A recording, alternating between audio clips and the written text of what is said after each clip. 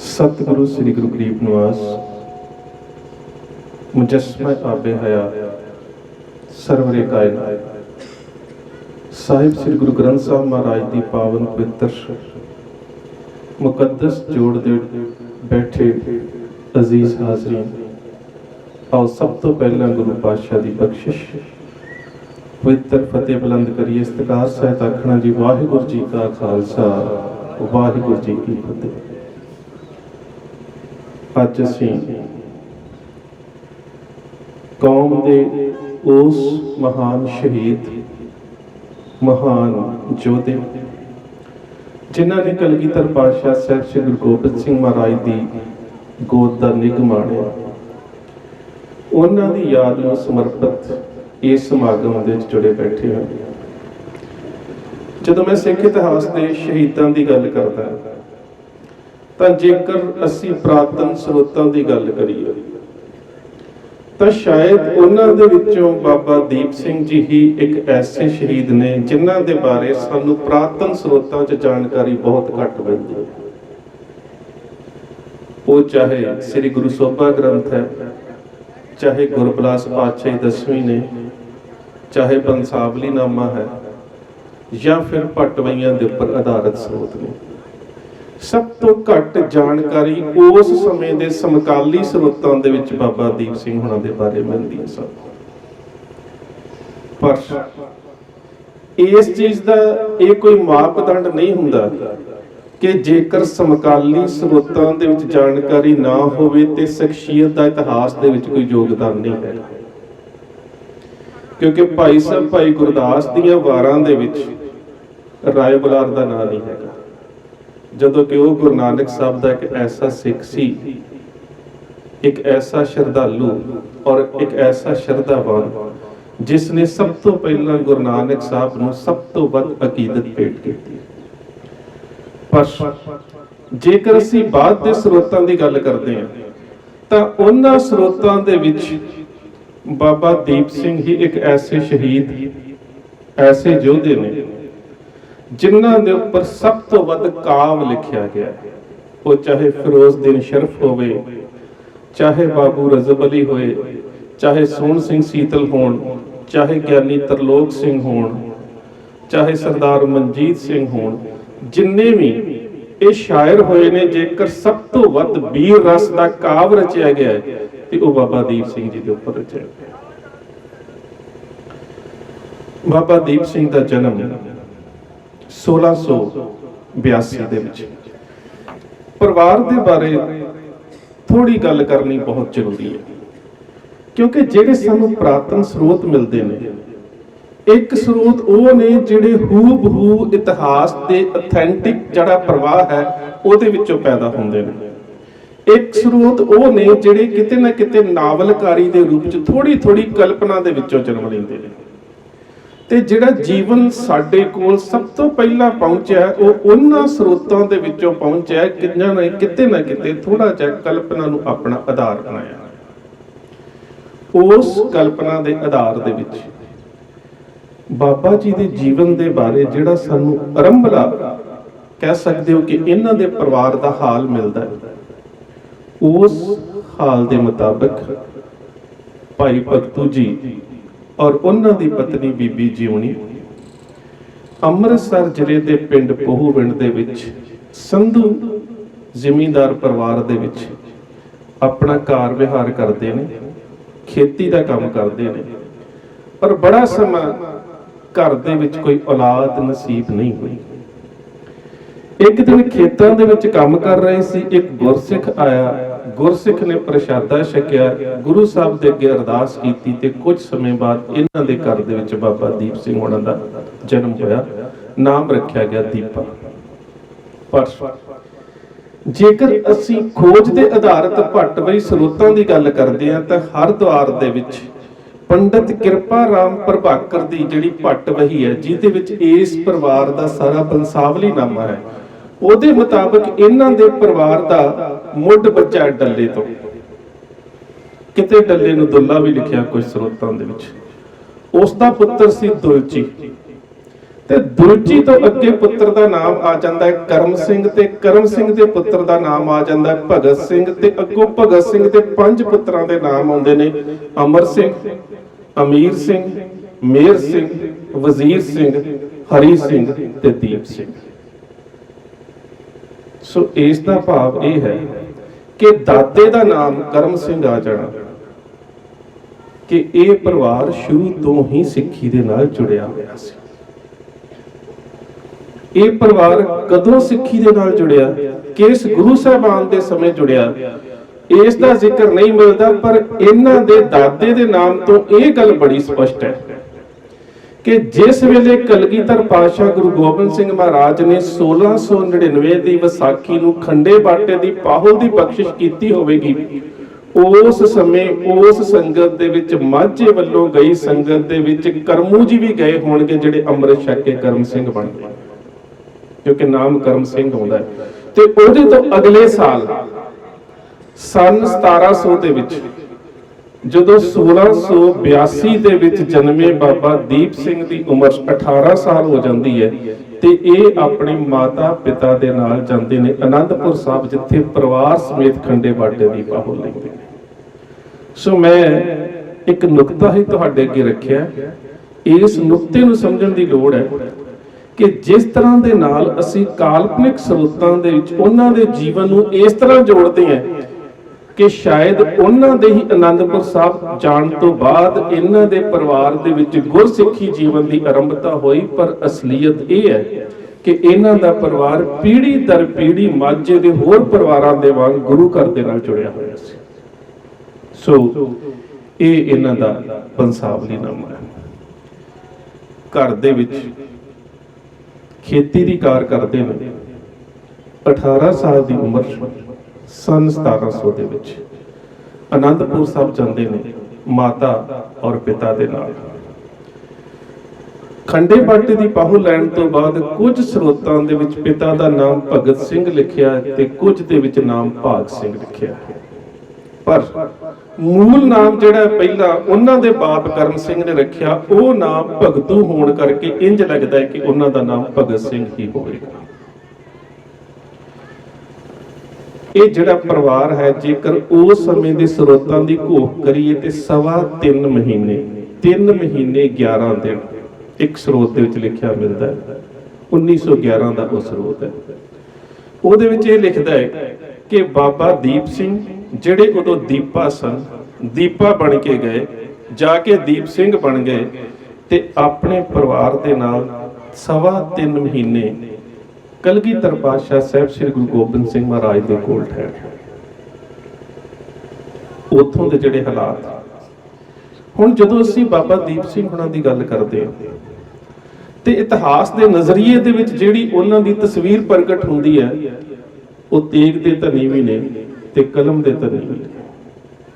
ਦੂਸਰੇ ਪਾਸੇ ਜਦੋਂ ਅਸੀਂ ਭਾਈ ਨੰਦ ਲਾਲ ਨੂੰ ਵੇਖਦੇ ਹਾਂ ਤੇ ਉਹ ਕਲਮ ਦੇ ਧਨੀ ਨੇ, ਉਹਨਾਂ ਨੇ ਮੈਦਾਨੇ ਜੰਗ ਦੇ ਵਿੱਚ ਨਹੀਂ ਜੂਝੇ, ਪਰ ਇਹ ਦੋਵੇਂ ਹੀ ਸ਼ਖਸੀਅਤਾਂ, ਚਾਹੇ ਤੇਗ ਦੇ ਧਨੀ ਤੇ ਚਾਹੇ ਕਲਮ ਦੇ ਧਨੀ, ਜਦੋਂ ਗੁਰੂ ਦਰਬਾਰ ਦੇ ਵਿੱਚ ਆਉਂਦੇ ਨੇ ਤੇ ਕਲਗੀਧਰ ਪਾਤਸ਼ਾਹ ਸਾਹਿਬ ਸ੍ਰੀ ਗੁਰੂ ਗੋਬਿੰਦ ਸਿੰਘ ਮਹਾਰਾਜ ਦੇ ਵੱਲੋਂ ਜਿਹੜੀ ਪਹਿਲੀ ਇਹਨਾਂ ਨੂੰ ਸੇਵਾ ਸੰਗਤ ਦੇ ਵਿੱਚ ਦਿੱਤੀ ਜਾਂਦੀ ਹੈ, ਉਹ ਹੈ ਲੰਗਰ ਦੇ ਵਿੱਚ ਭਾਂਡੇ ਮਾਂਜਣਾ।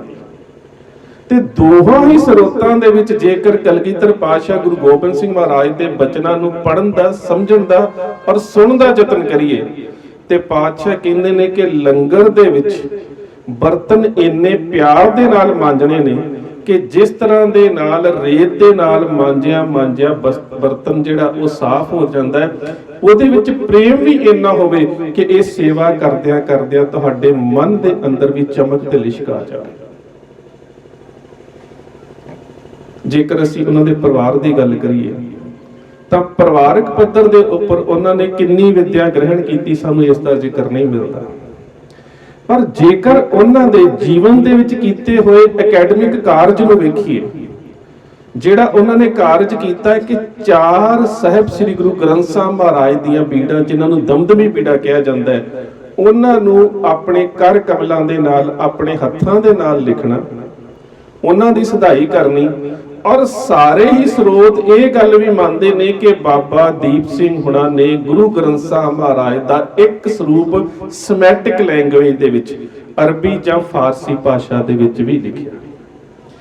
ਇਸ ਦਾ ਮਤਲਬ ਹੈ ਕਿ ਇਹ ਸਾਰੀ ਵਿਦਿਆ ਜਿਹੜੀ ਹੈ ਉਹਨਾਂ ਨੇ ਬਾਕੀ ਭਾਸ਼ਾਵਾਂ ਦੀ ਵਿਦਿਆ ਕਲਗੀਧਰ ਪਾਤਸ਼ਾਹ ਗੁਰੂ ਗੋਬਿੰਦ ਸਿੰਘ ਮਹਾਰਾਜ ਦੇ ਕੋਲ ਗ੍ਰਹਿਣ ਕੀਤੀ, ਕਿਉਂਕਿ ਉਸ ਸਮੇਂ ਕਲਗੀਧਰ ਪਾਤਸ਼ਾਹ ਗੁਰੂ ਗੋਬਿੰਦ ਸਿੰਘ ਮਹਾਰਾਜ ਦੇ ਕੋਲ ਜਿਹੜੇ 52 ਕਵੀ ਸੀ ਉਹ ਵਿਦਵਾਨ ਕਿਹੜੇ ਪੱਧਰ ਦੇ ਸੀ?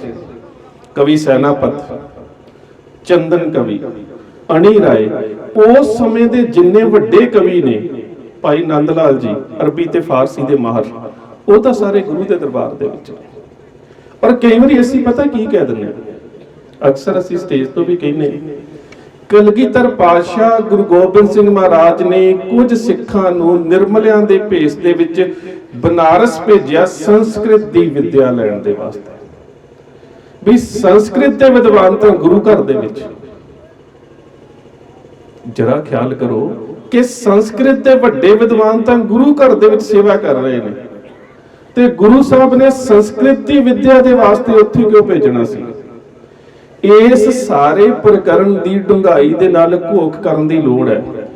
ਗੁਰੂ ਸਾਹਿਬ ਨੇ ਇਹਨਾਂ ਸਿੱਖਾਂ ਨੂੰ ਸੰਸਕ੍ਰਿਤ ਦੀ ਵਿਦਿਆ ਲੈਣ ਵਾਸਤੇ ਨਹੀਂ ਭੇਜਿਆ, ਬਲਕਿ ਜਿਹੜੀਆਂ ਉਸ ਸਮੇਂ ਵੈਸ਼ਨਵ ਤੇ ਸ਼ੈਵ ਮਤ ਦੇ ਵਿੱਚ ਜਿਸ ਤਰ੍ਹਾਂ ਦੇ ਨਾਲ ਆਪਸ ਦੇ ਵਿੱਚ ਝਗੜਾ ਚੱਲ ਰਿਹਾ ਸੀ ਤੇ ਜਿਸ ਤਰ੍ਹਾਂ ਦੇ ਨਾਲ ਸ਼ੈਵ ਮਤ ਨੂੰ ਖਤਮ ਕੀਤਾ ਜਾ ਰਿਹਾ ਸੀ, ਉਹ ਸਾਰੀਆਂ ਨੀਤੀਆਂ, ਪਾਲਿਸੀਆਂ ਤੇ ਯੋਜਨਾਵਾਂ ਜਿਹੜੀਆਂ ਸਨ ਜਿਹਦੇ ਵਿੱਚ ਇੱਕ ਧਰਮ ਦੂਜੇ ਧਰਮ ਨੂੰ ਖਤਮ ਕਰਦਾ ਹੈ, ਉਹਨਾਂ ਦਾ ਅਧਿਐਨ ਕਰਨ ਦੇ ਵਾਸਤੇ ਭੇਜਿਆ ਸੀ। ਜਿਹੜੀਆਂ ਨੀਤੀਆਂ ਸੀ ਉਹਨਾਂ ਨੂੰ ਸਮਝਣ ਦੇ ਵਾਸਤੇ ਕਿ ਸਟੇਟ ਦੀਆਂ ਪਾਲਿਸੀਜ਼ ਕੀ ਨੇ, ਧਰਮਾਂ ਦੇ ਅੰਦਰੂਨੀ ਮਸਲੇ ਕੀ ਨੇ, ਧਰਮ ਕਿਸ ਤਰ੍ਹਾਂ ਦੇ ਨਾਲ ਖਤਮ ਹੋ ਰਹੇ ਨੇ। ਜੇਕਰ ਤੁਸੀਂ ਅਧਿਐਨ ਕਰੋ ਸਿੱਖ ਧਰਮ ਦੇ ਵਿੱਚ ਜਿੰਨੇ ਵੀ, ਚਾਹੇ ਉਹ ਕਸ਼ਮੀਰ ਦੇ ਪੰਡਤ ਨੇ, ਚਾਹੇ ਉਹ ਭਾਈ ਮਤੀ ਦਾਸ ਦਾ ਪਰਿਵਾਰ ਜਿਹੜਾ ਮੋਹਾਲ ਬ੍ਰਾਹਮਣ ਨੇ, ਜਿੰਨੇ ਵੀ ਸਿੱਖ ਧਰਮ ਦੇ ਨੇੜੇ ਆਏ ਨੇ ਉਹ ਸਾਰੇ ਸ਼ੈਵ ਨੇ, ਤੇ ਜਿੰਨਿਆਂ ਵੀ ਸਟੇਟ ਦੇ ਨਾਲ ਰਲ ਕੇ ਸਿੱਖ ਧਰਮ ਦੀ ਵਿਰੋਧਤਾ ਕੀਤੀ ਉਹ ਸਾਰੇ ਵੈਸ਼ਨਵ ਨੇ। ਇਸ ਪਾਸੇ ਅਸੀਂ ਕਦੀ ਸਮਝਣ ਦਾ ਯਤਨ ਨਹੀਂ ਕੀਤਾ ਕਿ ਉਹਨਾਂ ਦੇ ਅੰਦਰ ਵੀ ਇੱਕ ਵਿਵਾਦ ਚੱਲਦਾ ਹੈ ਵੈਸ਼ਨਵ ਦਾ ਤੇ ਸ਼ੈਵ ਦਾ। ਹੌਲੀ ਹੌਲੀ ਖਤਮ ਕਰ ਦਿੱਤੇ ਗਏ ਸ਼ੈਵ, ਕਿਉਂਕਿ ਇਹਨਾਂ ਦੀਆਂ ਪਾਲਿਸੀਆਂ ਨੂੰ ਨਹੀਂ ਸਮਝ ਸਕੇ।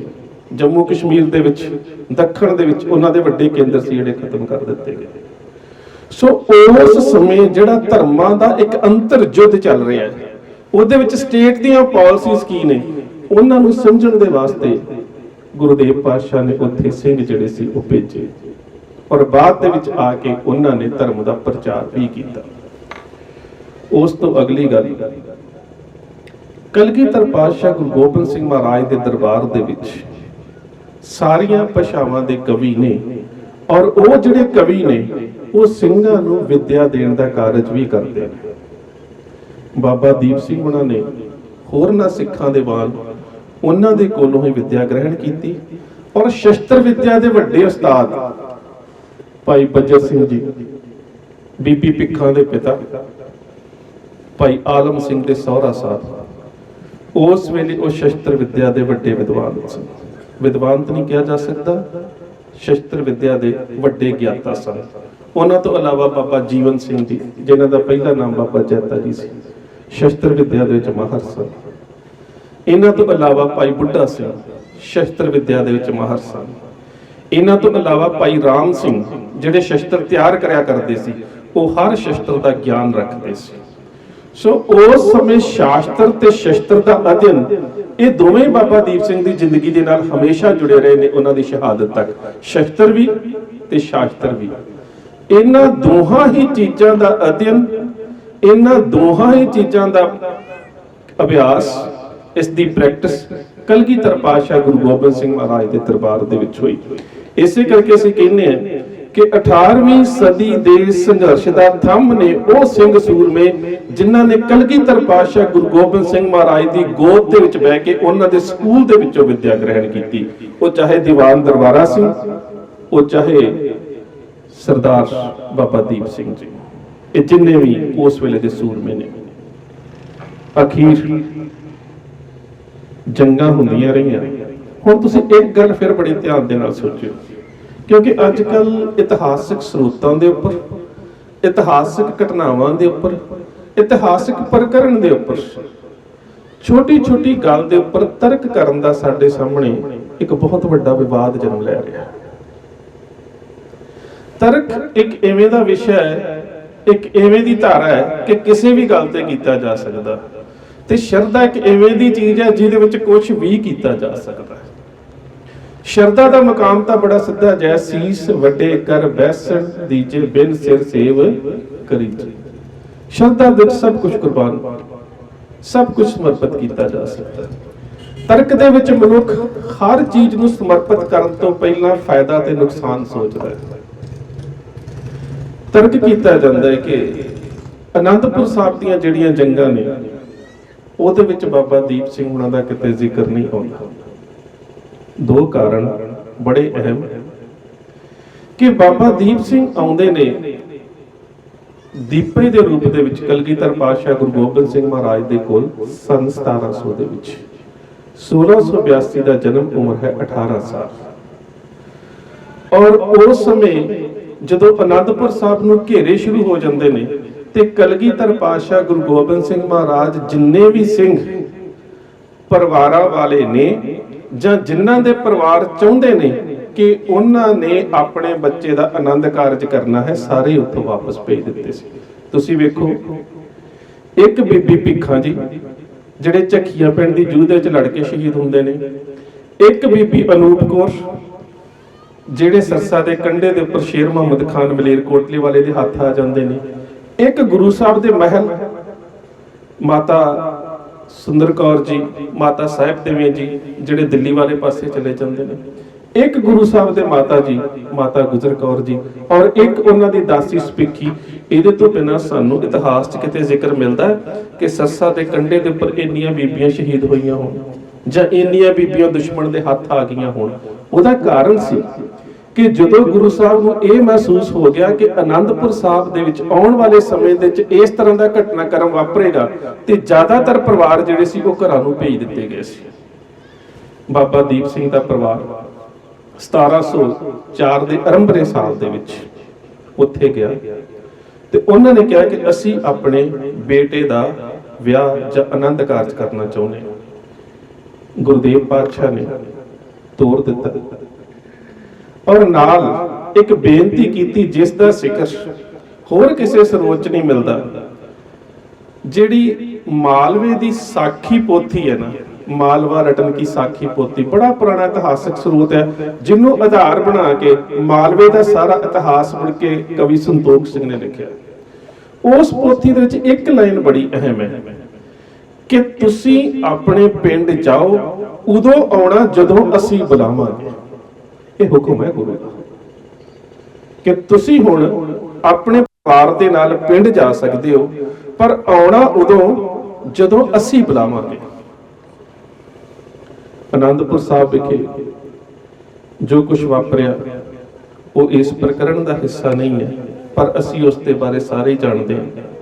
ਚਮਕੌਰ ਦੀ ਜੰਗ, ਸਰਹੰਦ ਦਾ ਸਾਕਾ, ਚੱਖੀਆਂ ਪਿੰਡ ਦੀਆਂ ਸ਼ਹਾਦਤਾਂ, ਸ਼ਾਹੀ ਟਿੱਬੀ ਦੀਆਂ ਸ਼ਹਾਦਤਾਂ, ਮਲਕਪੁਰ ਰੰਗੜਾ ਦੀਆਂ ਸ਼ਹਾਦਤਾਂ, ਉਸ ਤੋਂ ਬਾਅਦ ਗੁਰਦੇਵ ਪਾਤਸ਼ਾਹ ਦਾ ਚਮਕੌਰ ਦੀ ਗੜੀ ਚੋਂ ਨਿਕਲਣਾ, ਚਮਕੌਰ ਦੀ ਗੜੀ ਤੋਂ ਨਿਕਲਣ ਤੋਂ ਬਾਅਦ ਗੁਰਦੇਵ ਪਾਤਸ਼ਾਹ ਦਾ ਉੱਚ ਸ਼ਰੀਫ ਦੇ ਪੀਰ ਬਣਨਾ, ਫਿਰ ਗੁਰੂ ਸਾਹਿਬ ਦਾ ਲੱਖੀ ਜੰਗਲ ਤੱਕ ਪਹੁੰਚਣਾ।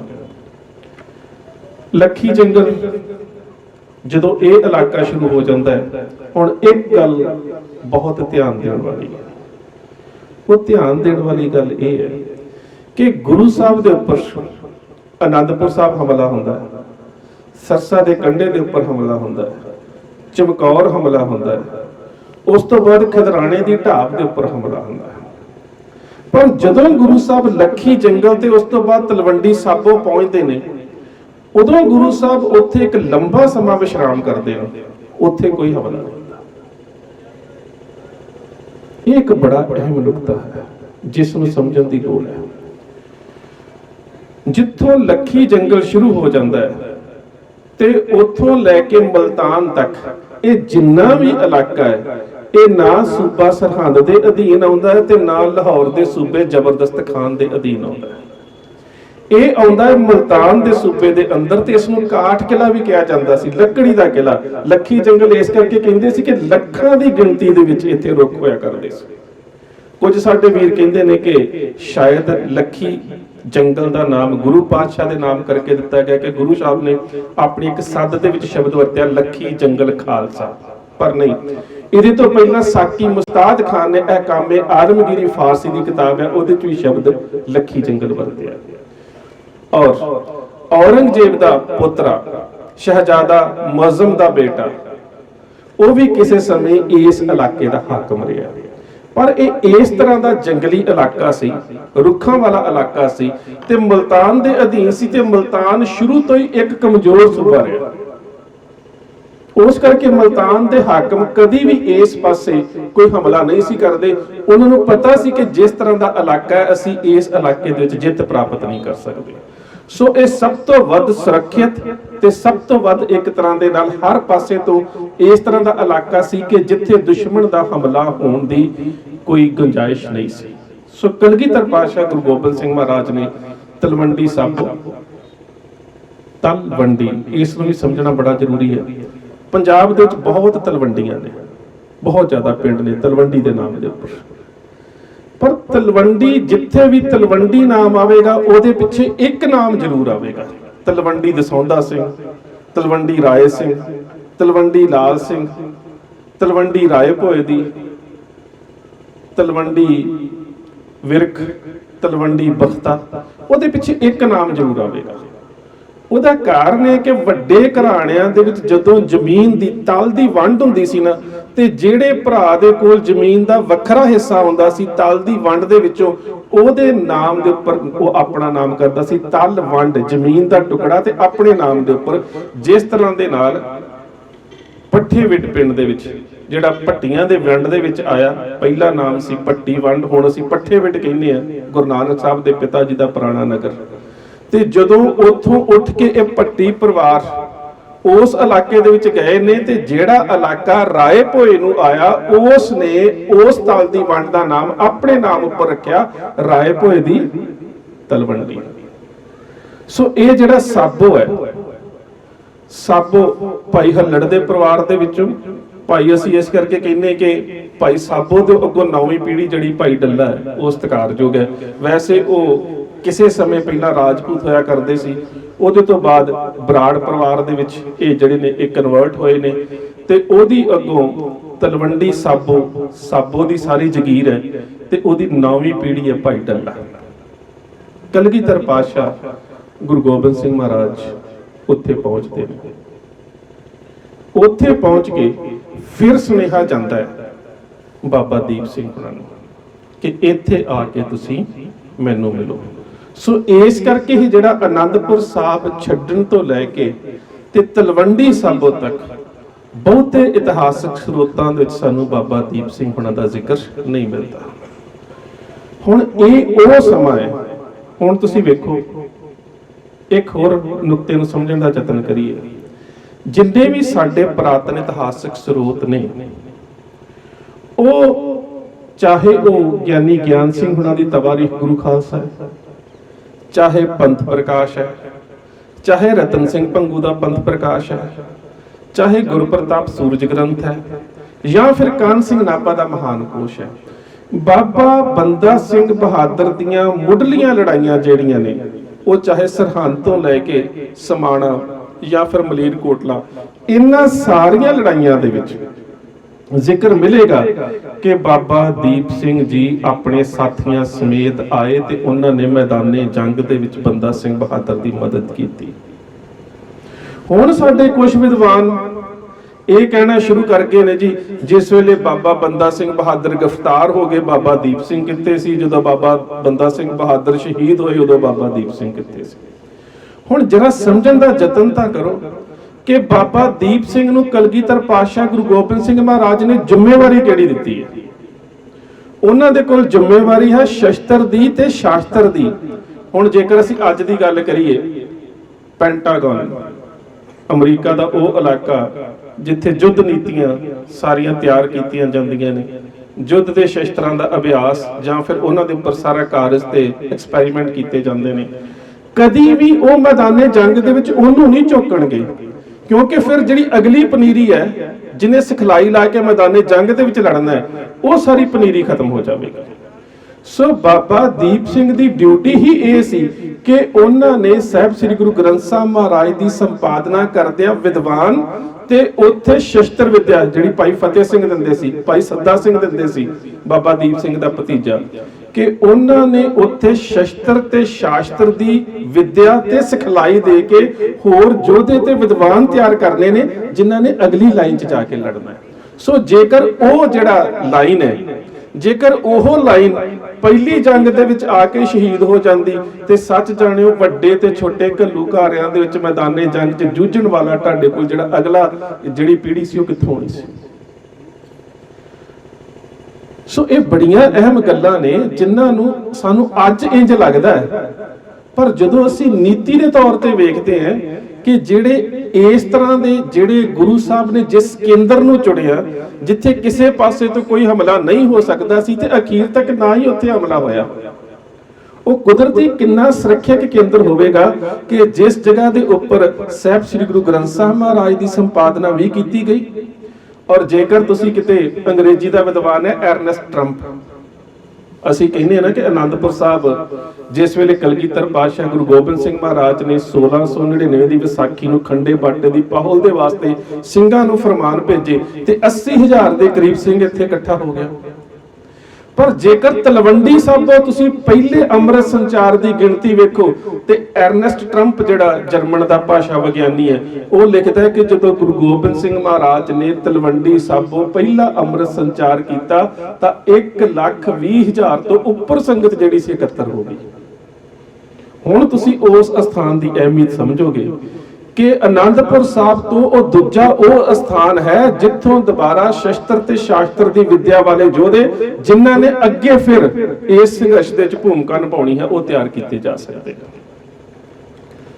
ਬਾਬਾ ਦੀਪ ਸਿੰਘ ਹੁਣਾਂ ਨੇ ਉੱਥੇ ਰਹਿਣਾ ਸ਼ੁਰੂ ਕੀਤਾ। ਉਹਦੇ ਤੋਂ ਬਾਅਦ ਮਾਲਵਾ ਰਟਨ ਕੀ ਸਾਖੀ ਪੋਥੀ ਦੇ ਵਿੱਚ ਇੱਕ ਜ਼ਿਕਰ ਹੋਰ ਮਿਲਦਾ ਹੈ ਕਿ ਜਦੋਂ ਗੁਰੂ ਸਾਹਿਬ ਦੱਖਣ ਨੂੰ ਚਾਲੇ ਪਾਉਣ ਲੱਗੇ ਨੇ ਨੰਦੇੜ ਸਾਹਿਬ ਵੱਲ ਨੂੰ, ਤੇ ਉਦੋਂ ਇੱਕ ਬਚਨ ਫਿਰ ਬਾਬਾ ਦੀਪ ਸਿੰਘ ਨੂੰ ਮਿਲਦਾ ਹੈ, ਤੁਸਾਂ ਇੱਕ ਵਾਰ ਗ੍ਰਹਿ ਹੈ ਕਿ ਆਵਣਾ ਦੁਬਾਰਾ ਨਹੀਂ ਜਾਵਣਾ। ਦੀਪ ਸਿੰਘ ਮੇਰੇ ਹੁੰਦਿਆਂ ਤੂੰ ਇੱਕ ਵਾਰੀ ਜਾ ਕੇ ਆਪਣੇ ਪਰਿਵਾਰ ਨੂੰ ਮਿਲਿਆ, ਪਰ ਉਹਦੇ ਤੋਂ ਬਾਅਦ ਇਹ ਟਿਕਾਣਾ ਨਹੀਂ ਛੱਡਣਾ, ਫਿਰ ਤੂੰ ਉੱਥੇ ਨਹੀਂ ਜਾਣਾ। ਇਹਦਾ ਜ਼ਿਕਰ ਵੀ ਸਾਨੂੰ ਮਾਲਵਾ ਦੇਸ ਰਟਨ ਕੀ ਜਿਹੜੀ ਸਾਖੀ ਪੋਥੀ ਹੈ ਜਿਹੜੀ ਸਭ ਤੋਂ ਪੁਰਾਤਨ ਹੈ ਉਹਦੇ ਵਿੱਚ ਇਹਦਾ ਹਵਾਲਾ ਮਿਲਦਾ ਹੈ। ਕਲਗੀਧਰ ਪਾਤਸ਼ਾਹ ਗੁਰੂ ਗੋਬਿੰਦ ਸਿੰਘ ਮਹਾਰਾਜ ਨੰਦੇੜ ਨੂੰ ਚਲੇ ਗਏ, ਉੱਥੇ ਕਿਸ ਤਰ੍ਹਾਂ ਦੇ ਨਾਲ ਜੋਤੀ ਜੋਤ ਸਮਾਉਂਦੇ ਨੇ ਉਹ ਇਸ ਪ੍ਰਕਰਣ ਦਾ ਹਿੱਸਾ ਨਹੀਂ ਹੈ।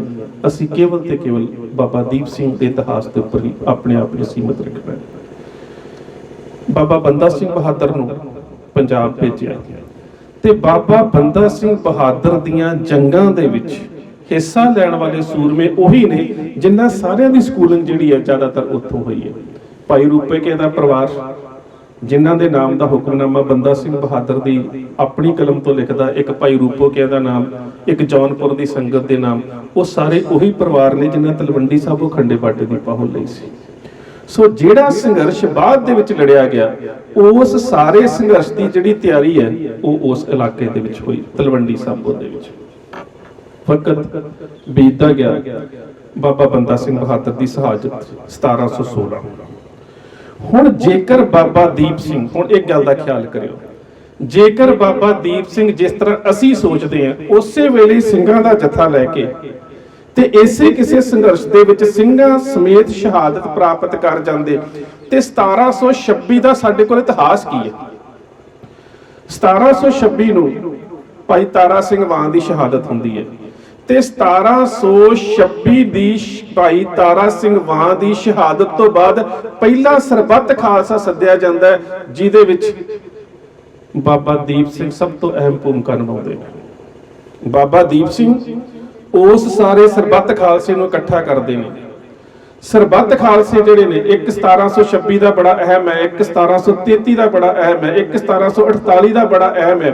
ਔਰ ਸਰਬੱਤ ਖਾਲਸੇ ਜਦੋਂ ਸੱਦੇ ਜਾਂਦੇ ਸੀ, ਸੰਗਤਾਂ ਗੁਰਮਤੇ ਕਰ ਲੈਂਦੀਆਂ ਸੀ ਤੇ ਲਿਖਤੀ ਤੌਰ ਤੇ ਲਿਖਣ ਦਾ ਜਿਹੜਾ ਕਾਰਜ ਹੈ ਉਹ ਵੀ ਬਾਬਾ ਦੀਪ ਸਿੰਘ ਦੇ ਜਥੇ ਦੇ ਕੋਲ ਹੁੰਦਾ ਸੀ, ਕਿਉਂਕਿ ਜਥੇ 'ਚ ਸਾਰੇ ਵਿਦਵਾਨ ਸੀ, ਜਿਨ੍ਹਾਂ ਸਾਰਿਆਂ ਨੂੰ ਵਿੱਦਿਆ ਕੀਤੀ ਜਾਂਦੀ ਸੀ, ਤੇ ਉਹਨਾਂ ਨੂੰ ਪੜ੍ਹ ਕੇ ਸੁਣਾਉਣ ਦਾ ਜਿਹੜਾ ਅਧਿਕਾਰ ਹੈ ਉਹ ਵੀ ਮਿਸਲ ਸ਼ਹੀਦਾਂ ਦੇ ਕੋਲ ਹੁੰਦਾ ਸੀ, ਬਾਬਾ ਦੀਪ ਸਿੰਘ ਹੋਣਾ ਦੇ ਕੋਲ। ਇੱਥੋਂ ਤੱਕ ਹੁਣ ਅਸੀਂ ਅੱਗੇ ਆ ਜਾਈਏ। ਭਾਈ ਤਾਰਾ ਸਿੰਘ ਮਾਨ ਦੀ ਸ਼ਹਾਦਤ ਪਹਿਲਾ ਸਰਬੱਤ ਖਾਲਸਾ 1726 ਦੇ ਵਿੱਚ ਹੁੰਦਾ ਹੈ। ਹੁਣ ਤੁਸੀਂ ਇੱਕ ਗੱਲ ਸੋਚੋ ਕਿ ਕਿਸ ਤਰ੍ਹਾਂ ਦਾ ਨੈਟਵਰਕ ਉਸ ਸਥਾਨ ਤੋਂ ਤਿਆਰ ਕੀਤਾ ਹੋਵੇਗਾ ਕਿ 1716 ਤੱਕ, 1710 ਤੋਂ ਲੈ ਕੇ 1712 ਤੇ 1716 ਤੱਕ ਲਗਾਤਾਰ ਸਰਕਾਰ ਦੇ ਵੱਲੋਂ 6 ਵਾਰੀ ਇਹ ਹੁਕਮ ਜਾਰੀ ਹੋ ਚੁੱਕੇ ਨੇ, ਨਾਨਕ ਪ੍ਰਸਤਾਂ ਵਾ ਬੇਅੰਤ ਬਾ ਕਤਲ ਰਸਾਨੰਦ। ਜਿੱਥੇ ਵੀ ਗੁਰੂ ਨਾਨਕ ਨੂੰ ਮੰਨਣ ਵਾਲਾ ਸਿੱਖ ਦਿਸਦਾ ਹੈ, ਉਹਦਾ ਸਿਰ ਵੱਢ ਕੇ ਲੈ ਕੇ ਆਓ ਤੇ ਸਾਡੇ ਕੋਲ ਪੈਸੇ ਲੈ ਆਓ। ਜੇ ਕਿਤੇ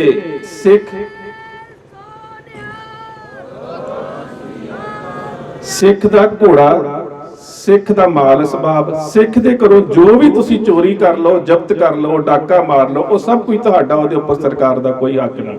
ਪਰ ਜੇਕਰ ਸਿੱਖ ਦਾ ਸਿਰ ਲੈ ਕੇ ਆਓ ਤੇ ਸਾਡੇ ਕੋਲ ਤੁਸੀਂ ਉਹਨਾਂ ਸਮਿਆਂ ਦੇ ਵਿੱਚ 8 ਮੋਹਰਾਂ, 8 ਤੋਂ 10 ਮੋਹਰਾਂ, 12 ਮੋਹਰਾਂ ਔਰ 16 ਮੋਹਰਾਂ ਤੱਕ ਜਿਹੜਾ ਇਨਾਮ ਦਾ ਜ਼ਿਕਰ ਕਈ ਥਾਵਾਂ ਤੇ ਸਾਨੂੰ ਮਿਲਦਾ ਹੈ। ਉਸ ਵੇਲੇ ਸਿੰਘਾਂ ਦਾ ਇੰਨੀ ਵੱਡੀ ਗਿਣਤੀ ਦੇ ਵਿੱਚ ਇਕੱਠੇ ਹੋਣਾ, ਸਰਬੱਤ ਖਾਲਸਾ ਹੋਣਾ ਭਾਈ ਤਾਰਾ ਸਿੰਘ ਮਾਨ ਦੀ ਸ਼ਹਾਦਤ ਤੋਂ ਬਾਅਦ, ਤੇ ਉਸ ਤੋਂ ਬਾਅਦ 3 ਅਹਿਮ ਫੈਸਲੇ ਲਏ ਗਏ ਜਿਨ੍ਹਾਂ ਨੇ ਸਿੱਖ ਰਾਜ ਦੀ ਨੀਂਹ ਰੱਖ ਦਿੱਤੀ। ਪਹਿਲਾ ਫੈਸਲਾ ਸੀ ਕਿ ਜਿੰਨੇ ਵੀ ਸਰਕਾਰੀ ਮੁਖਬਰ ਨੇ ਉਹ ਸੋਧੇ ਜਾਣਗੇ। ਦੂਜਾ ਫੈਸਲਾ ਸੀ ਸਰਕਾਰੀ ਖਜ਼ਾਨੇ ਲੁੱਟੇ ਜਾਣਗੇ। ਤੀਸਰਾ ਫੈਸਲਾ ਸੀ ਅਸਤਬਲ ਤੇ ਸਰਕਾਰੀ ਅਸਲੇਖਾਨੇ ਜਿਹੜੇ ਨੇ ਉਹ ਲੁੱਟੇ ਜਾਣਗੇ। ਇਹ 1726 ਦੇ ਸਰਬੱਤ ਖਾਲਸੇ ਦੇ ਪਹਿਲੇ ਫੈਸਲੇ ਨੇ ਜਿਹੜੇ ਬਾਬਾ ਦੀਪ ਸਿੰਘ ਹੋਣਾ ਨੇ ਕੀਤੇ।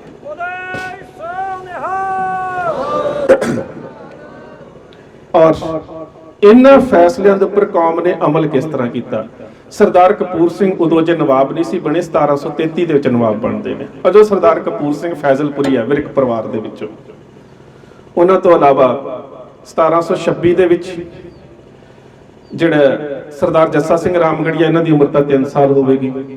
ਸਰਦਾਰ ਜੱਸਾ ਸਿੰਘ ਆਲੂਵਾਲੀਆ ਦੀ ਉਮਰ 8 ਸਾਲ ਹੈ। ਇਹ ਤੇ ਜਦੋਂ ਜੇ ਬੱਚੇ ਹੋਣਗੇ। ਪਰ ਜਿਹੜੇ ਬਾਕੀ ਜਰਨੈਲ ਨੇ, ਜਿਨ੍ਹਾਂ ਦੇ ਵਿੱਚ ਦਰਬਾਰਾ ਸਿੰਘ, ਸਰਦਾਰ ਕਪੂਰ ਸਿੰਘ, ਇਹ ਜਦੋਂ ਸਾਰੇ ਬਾਬਾ ਦੀਪ ਸਿੰਘ ਦੇ ਫੈਸਲੇ ਨੂੰ ਸੁਣਦੇ ਨੇ ਤੇ ਆਪੋ ਆਪਣੇ ਇਲਾਕਿਆਂ ਦੇ ਵਿੱਚ ਮੁਖਬਰਾਂ ਨੂੰ ਸੋਧਣ ਦੇ ਵਾਸਤੇ ਤੇ ਸਰਕਾਰੀ ਖਜ਼ਾਨਿਆਂ ਨੂੰ ਲੁੱਟਣ ਦੇ ਵਾਸਤੇ ਤੁਰ ਪੈਂਦੇ ਨੇ। ਆ ਤੁਹਾਡੇ ਇਲਾਕੇ ਦੇ ਕੋਲ ਸਰਦਾਰ ਕਪੂਰ ਸਿੰਘ ਪਹੁੰਚਿਆ, ਹਰਗੋਬਿੰਦਪੁਰ ਦੇ ਕੋਲ, ਰਿਆੜਕੀ ਦਾ ਇਲਾਕਾ ਨੂੰ ਕਿਹਾ ਜਾਂਦਾ ਸੀ। ਇੱਥੇ ਪਹੁੰਚਿਆ ਆਪਣੇ ਜਥੇ ਦੇ ਨਾਲ। ਇੱਥੋਂ ਬਸੌਲੀ ਦੀਆਂ ਪਹਾੜੀਆਂ ਤੋਂ ਸਿੱਧਾ ਰਸਤਾ ਨਿਕਲਦਾ ਹੁੰਦਾ ਸੀਗਾ, ਜਿਹੜਾ ਸਿੱਧਾ ਜੰਮੂ ਕਸ਼ਮੀਰ ਤੋਂ ਆ ਕੇ ਇੱਧਰਲੇ ਪਾਸੇ ਆ ਜਾਂਦਾ ਸੀ। ਇਹਨਾਂ ਨੂੰ ਖਬਰ ਮਿਲੀ ਕਿ ਸਿਆਲਕੋਟ ਦਾ ਸੇਠ ਪ੍ਰਤਾਪ ਚੰਦ, ਹੁਣ ਸਿਆਲਕੋਟ ਤੋਂ ਖਬਰ ਸਿੰਘਾਂ ਤੱਕ ਕਿਤਨਾ ਮਿਲੀ? ਕਿਉਂਕਿ ਸਿਆਲਕੋਟ ਦੇ ਵਿੱਚ ਬਾਬਾ ਦੀਪ ਸਿੰਘ ਨੇ ਭਾਈ ਨੱਥਾ ਸਿੰਘ ਉਹਨਾਂ ਨੂੰ ਭੇਜਿਆ ਸੀ। ਮੈਂ ਬਾਅਦ ਚ ਦੱਸਦਾ ਤੁਹਾਨੂੰ ਕਿਉਂ ਭੇਜਿਆ। ਇਹਨਾਂ ਨੂੰ ਉੱਥੋਂ ਖਬਰ ਆਈ ਕਿ ਸਿਆਲਕੋਟ ਦਾ ਇੱਕ ਸੇਠ ਪ੍ਰਤਾਪ ਚੰਦ ਬੜੇ ਕੀਮਤੀ ਪਸ਼ਮੀਨੇ ਦੇ ਉਹਨਾਂ ਸਮਿਆਂ ਦੇ ਵਿੱਚ ਕੰਬਲ, ਉਹਨਾਂ ਸਮਿਆਂ ਦੇ ਵਿੱਚ ਚਾਦਰਾਂ, ਪਸ਼ਮੀਨੇ ਦਾ ਸਾਰਾ ਸਮਾਨ ਤੇ ਡਰਾਈ ਫਰੂਟ, ਮੇਵੇ, ਅਖਰੋਟ, ਇਹ ਸਾਰੀਆਂ ਚੀਜ਼ਾਂ ਜਿੰਨੀਆਂ ਇਸ ਇਲਾਕੇ 'ਚ ਹੁੰਦੀਆਂ ਨੇ, ਮੁਜ਼ੱਫਰਾਬਾਦ ਤੋਂ ਲੈ ਕੇ ਜੰਮੂ ਕਸ਼ਮੀਰ ਤੱਕ, ਇਹ ਸਾਰਾ ਸਮਾਨ ਲੈ ਕੇ ਦਿੱਲੀ ਜਾ ਰਿਹਾ। ਇਹ ਜੀ 1726 ਦਸੰਬਰ ਦੇ ਦਿਨ। ਤੇ ਹੁਣ ਤੁਸੀਂ ਖਿਆਲ ਕਰੋ, ਜਿਨ੍ਹਾਂ ਦਿਨਾਂ ਦੇ ਵਿੱਚ ਸਿੱਖਾਂ ਦੇ ਸਿਰਾਂ ਦੇ ਮੁੱਲ ਪੈਂਦੇ ਹੋ, ਜਿਨ੍ਹਾਂ ਸਮਿਆਂ ਦੇ ਵਿੱਚ ਖਾਣ ਨੂੰ ਕੁਛ ਨਾ ਹੋਵੇ ਤੇ ਖਬਰ ਇਹ ਮਿਲ ਜਾਵੇ ਕਿ ਦੁਸ਼ਮਣ ਦੀਆਂ ਉਹ ਚੀਜ਼ਾਂ ਜਾ ਰਹੀਆਂ ਨੇ ਜਿਨ੍ਹਾਂ ਦੀ ਲੋੜ ਹੈ। ਉਹ 'ਚ ਸ਼ਸਤਰ ਵੀ ਨੇ, ਉਹ ਵੀ ਚਾਹੀਦੇ ਨੇ, ਉਹਦੇ ਵਿੱਚ ਚਾਦਰਾਂ ਨੇ, ਕੰਬਲ ਨੇ, ਉਹ ਵੀ ਚਾਹੀਦੇ ਨੇ, ਤੇ ਖਾਣ ਨੂੰ ਵੀ ਸਰਦੀਆਂ 'ਚ ਕੁਛ ਚਾਹੀਦਾ ਹੈ। ਹੁਣ ਸਾਰੀ ਚੀਜ਼ ਦੀ ਖਬਰ ਮਿਲ ਗਈ ਤੇ ਸਿੰਘਾਂ ਨੇ ਇੱਥੇ ਰਿਆੜਕੀ ਦੇ ਇਲਾਕੇ ਦੇ ਵਿੱਚ ਸਰਦਾਰ ਕਪੂਰ ਸਿੰਘ ਹੁਣਾਂ ਨੇ ਖਜ਼ਾਨਾ ਲੁੱਟ ਲਿਆ। ਖਜ਼ਾਨਾ ਗੱਡਿਆਂ ਦੇ ਉੱਪਰ ਸੀ। ਜਿਹੜੇ ਗੜਵਾਨ ਸੀ, ਗਾਡੀ ਸੀ, ਜਿਹੜੇ ਗੱਡਿਆਂ ਨੂੰ ਹਿੱਕਣ ਵਾਲੇ, ਉਹ ਤੇ ਗੱਡੇ ਛੱਡ ਕੇ ਭੱਜ ਗਏ। ਖਜ਼ਾਨਾ ਸਾਰਾ ਸਿੰਘਾਂ ਦੇ ਕੋਲ ਲਿਆ ਕੇ ਜਿੰਨੇ ਸਿੰਘਾਂ ਦੇ ਜਥੇ ਸੀ ਉਹਨਾਂ 'ਚ ਵੰਡ ਦਿੱਤਾ। ਉਹਦੇ ਤੋਂ ਬਾਅਦ ਇੱਕ ਗਾਡੀ ਸਿੰਘਾਂ ਦੇ ਹੱਥ ਆ ਗਿਆ ਤੇ ਸਰਦਾਰ ਕਪੂਰ ਸਿੰਘ ਪੁੱਛਦਾ ਹੈ, ਕਹਿੰਦਾ ਇਹ ਖਜ਼ਾਨਾ ਹੈ ਕਿਹਦਾ? ਕਹਿੰਦਾ ਸੇਠ ਪ੍ਰਤਾਪ ਚੰਦ ਦਾ। ਕਹਿੰਦਾ ਉਹ ਆਪ ਕਿੱਥੇ ਹੈ? ਕਹਿੰਦਾ ਖਾਲਸਾ ਦੀ ਜਦੋਂ ਤੁਸੀਂ ਕਾਫਲੇ ਤੇ ਹਮਲਾ ਕੀਤਾ ਉਹ ਤੇ ਡਰਦਾ ਮਾਰਾ ਕਿਸੇ ਘਰ ਦੇ ਵਿੱਚ ਲੁਕਿਆ ਹੋਇਆ। ਉਹ ਕਹਿੰਦਾ ਪਛਾਣ ਹੈ, ਸ਼ਨਾਖਤ ਹੈ, ਕਹਿੰਦਾ ਹੈ। ਕਹਿੰਦਾ ਸਿੰਘਾਂ ਦੇ ਨਾਲ ਜਾ ਤੇ ਜਾ ਉਹਨੂੰ ਕੱਢ ਕੇ ਲੈ ਕੇ। ਉਹਨੂੰ ਕੱਢ ਕੇ ਲਿਆਂਦਾ ਤੇ ਸਰਦਾਰ ਕਪੂਰ ਸਿੰਘ ਦੇ ਦਰਬਾਰ ਦੇ ਵਿੱਚ ਸੇਠ ਪ੍ਰਤਾਪ ਚੰਦ ਨੂੰ ਪੇਸ਼ ਕੀਤਾ। ਸਿਆਲਕੋਟ ਦਾ ਰਹਿਣ ਵਾਲਾ ਸੀ। ਕਹਿੰਦਾ ਸੇਠ ਜੀ ਇਹ ਖਜ਼ਾਨਾ ਕਿੰਨੇ ਦਾ ਸੀ? ਕਹਿੰਦਾ ਪਤਾ ਨਹੀਂ। ਬੜੀ ਅਜੀਬ ਗੱਲ ਹੈ, ਖਜ਼ਾਨਾ ਤੁਸੀਂ ਲੈ ਕੇ ਜਾ ਰਹੇ ਹੋ ਤੇ ਤੁਸੀਂ ਕਹਿ ਰਹੇ ਹੋ ਪਤਾ ਨਹੀਂ ਕਿੰਨੇ ਦਾ ਸੀ। ਕਹਿੰਦਾ ਹਾਂ ਸੱਚਮੁੱਚ ਹੀ ਪਤਾ ਨਹੀਂ, ਕਿਉਂਕਿ ਇਹ ਖਜ਼ਾਨਾ ਦਿੱਲੀ ਜਾਣਾ ਸੀ, ਉੱਥੇ ਬਾਦਸ਼ਾਹ ਨੇ ਖਰੀਦਣਾ ਸੀ ਤੇ ਫਿਰ ਸਾਨੂੰ ਇਹਦੇ ਮੁੱਲ ਦੇ ਮੁਤਾਬਕ ਪੈਸੇ ਮਿਲਨੇ ਸੀ ਤੇ ਸਾਨੂੰ ਪਤਾ ਲੱਗਣਾ ਸੀ ਕਿ ਇਹਦੀ ਕੀਮਤ ਕਿੰਨੀ ਤੇ ਅਸੀਂ ਕੀ ਵਟਿਆ। ਕਹਿੰਦਾ ਇਹਦਾ ਮਤਲਬ ਇਹ ਖਜ਼ਾਨਾ ਅਜੇ ਤੁਸੀਂ ਦਿੱਲੀ ਨੂੰ ਨਹੀਂ ਸੀ ਵੇਚਿਆ, ਕੋਈ ਪੈਸਾ ਨਹੀਂ ਸੀ ਮਿਲਿਆ? ਕਹਿੰਦਾ ਨਹੀਂ। ਇਹਦਾ ਮਤਲਬ ਇਹ ਖਜ਼ਾਨਾ ਜੇ ਤੁਹਾਡਾ ਨਿੱਜੀ ਸੀ? ਕਹਿੰਦਾ ਹਾਂ। ਸਰਦਾਰ ਕਪੂਰ ਸਿੰਘ ਕਹਿੰਦਾ ਸਾਰੇ ਜਥੇ ਨੂੰ ਜਿਹੜੇ ਜਥੇ ਦੇ ਕੋਲ ਜਿੰਨਾ ਸਮਾਨ ਗਿਆ ਸਾਰਾ ਲਿਆ ਕੇ ਢੇਰੀ ਲਾ ਦਿਓ, ਕਿਉਂਕਿ ਸਰਬੱਤ ਖਾਲਸੇ ਦੇ ਵਿੱਚ ਫੈਸਲਾ ਇਹ ਹੈ ਕਿ ਖਜ਼ਾਨਾ ਸਰਕਾਰੀ ਲੁੱਟਣਾ ਇਹ ਅਜੇ ਸਰਕਾਰੀ ਹੋਇਆ ਹੀ ਨਹੀਂ ਸੀ। ਔਰ ਇਤਿਹਾਸ ਗਵਾਹ ਹੈ ਇਸ ਗੱਲ ਦਾ। ਜਿੰਨਾ ਸਮਾਨ, ਜਿੰਨੀਆਂ ਚਾਦਰਾਂ, ਜਦੋਂ ਸਭ ਕੁਝ ਲਿਆ ਕੇ ਸਰਦਾਰ ਕਪੂਰ ਸਿੰਘ ਦੇ ਸਾਹਮਣੇ ਢੇਰੀ ਕਰ ਦਿੱਤੀਆਂ, ਪ੍ਰਤਾਪ ਚੰਦ ਸੇਠ ਦੇ ਨੌਕਰਾਂ ਨੇ ਗਿਣੀਆਂ ਇੱਕ ਚਾਦਰ ਵੀ ਘੱਟ ਨਹੀਂ ਸੀ। ਸਿੱਖਾਂ ਦੀ ਇਮਾਨਦਾਰੀ ਹੈ।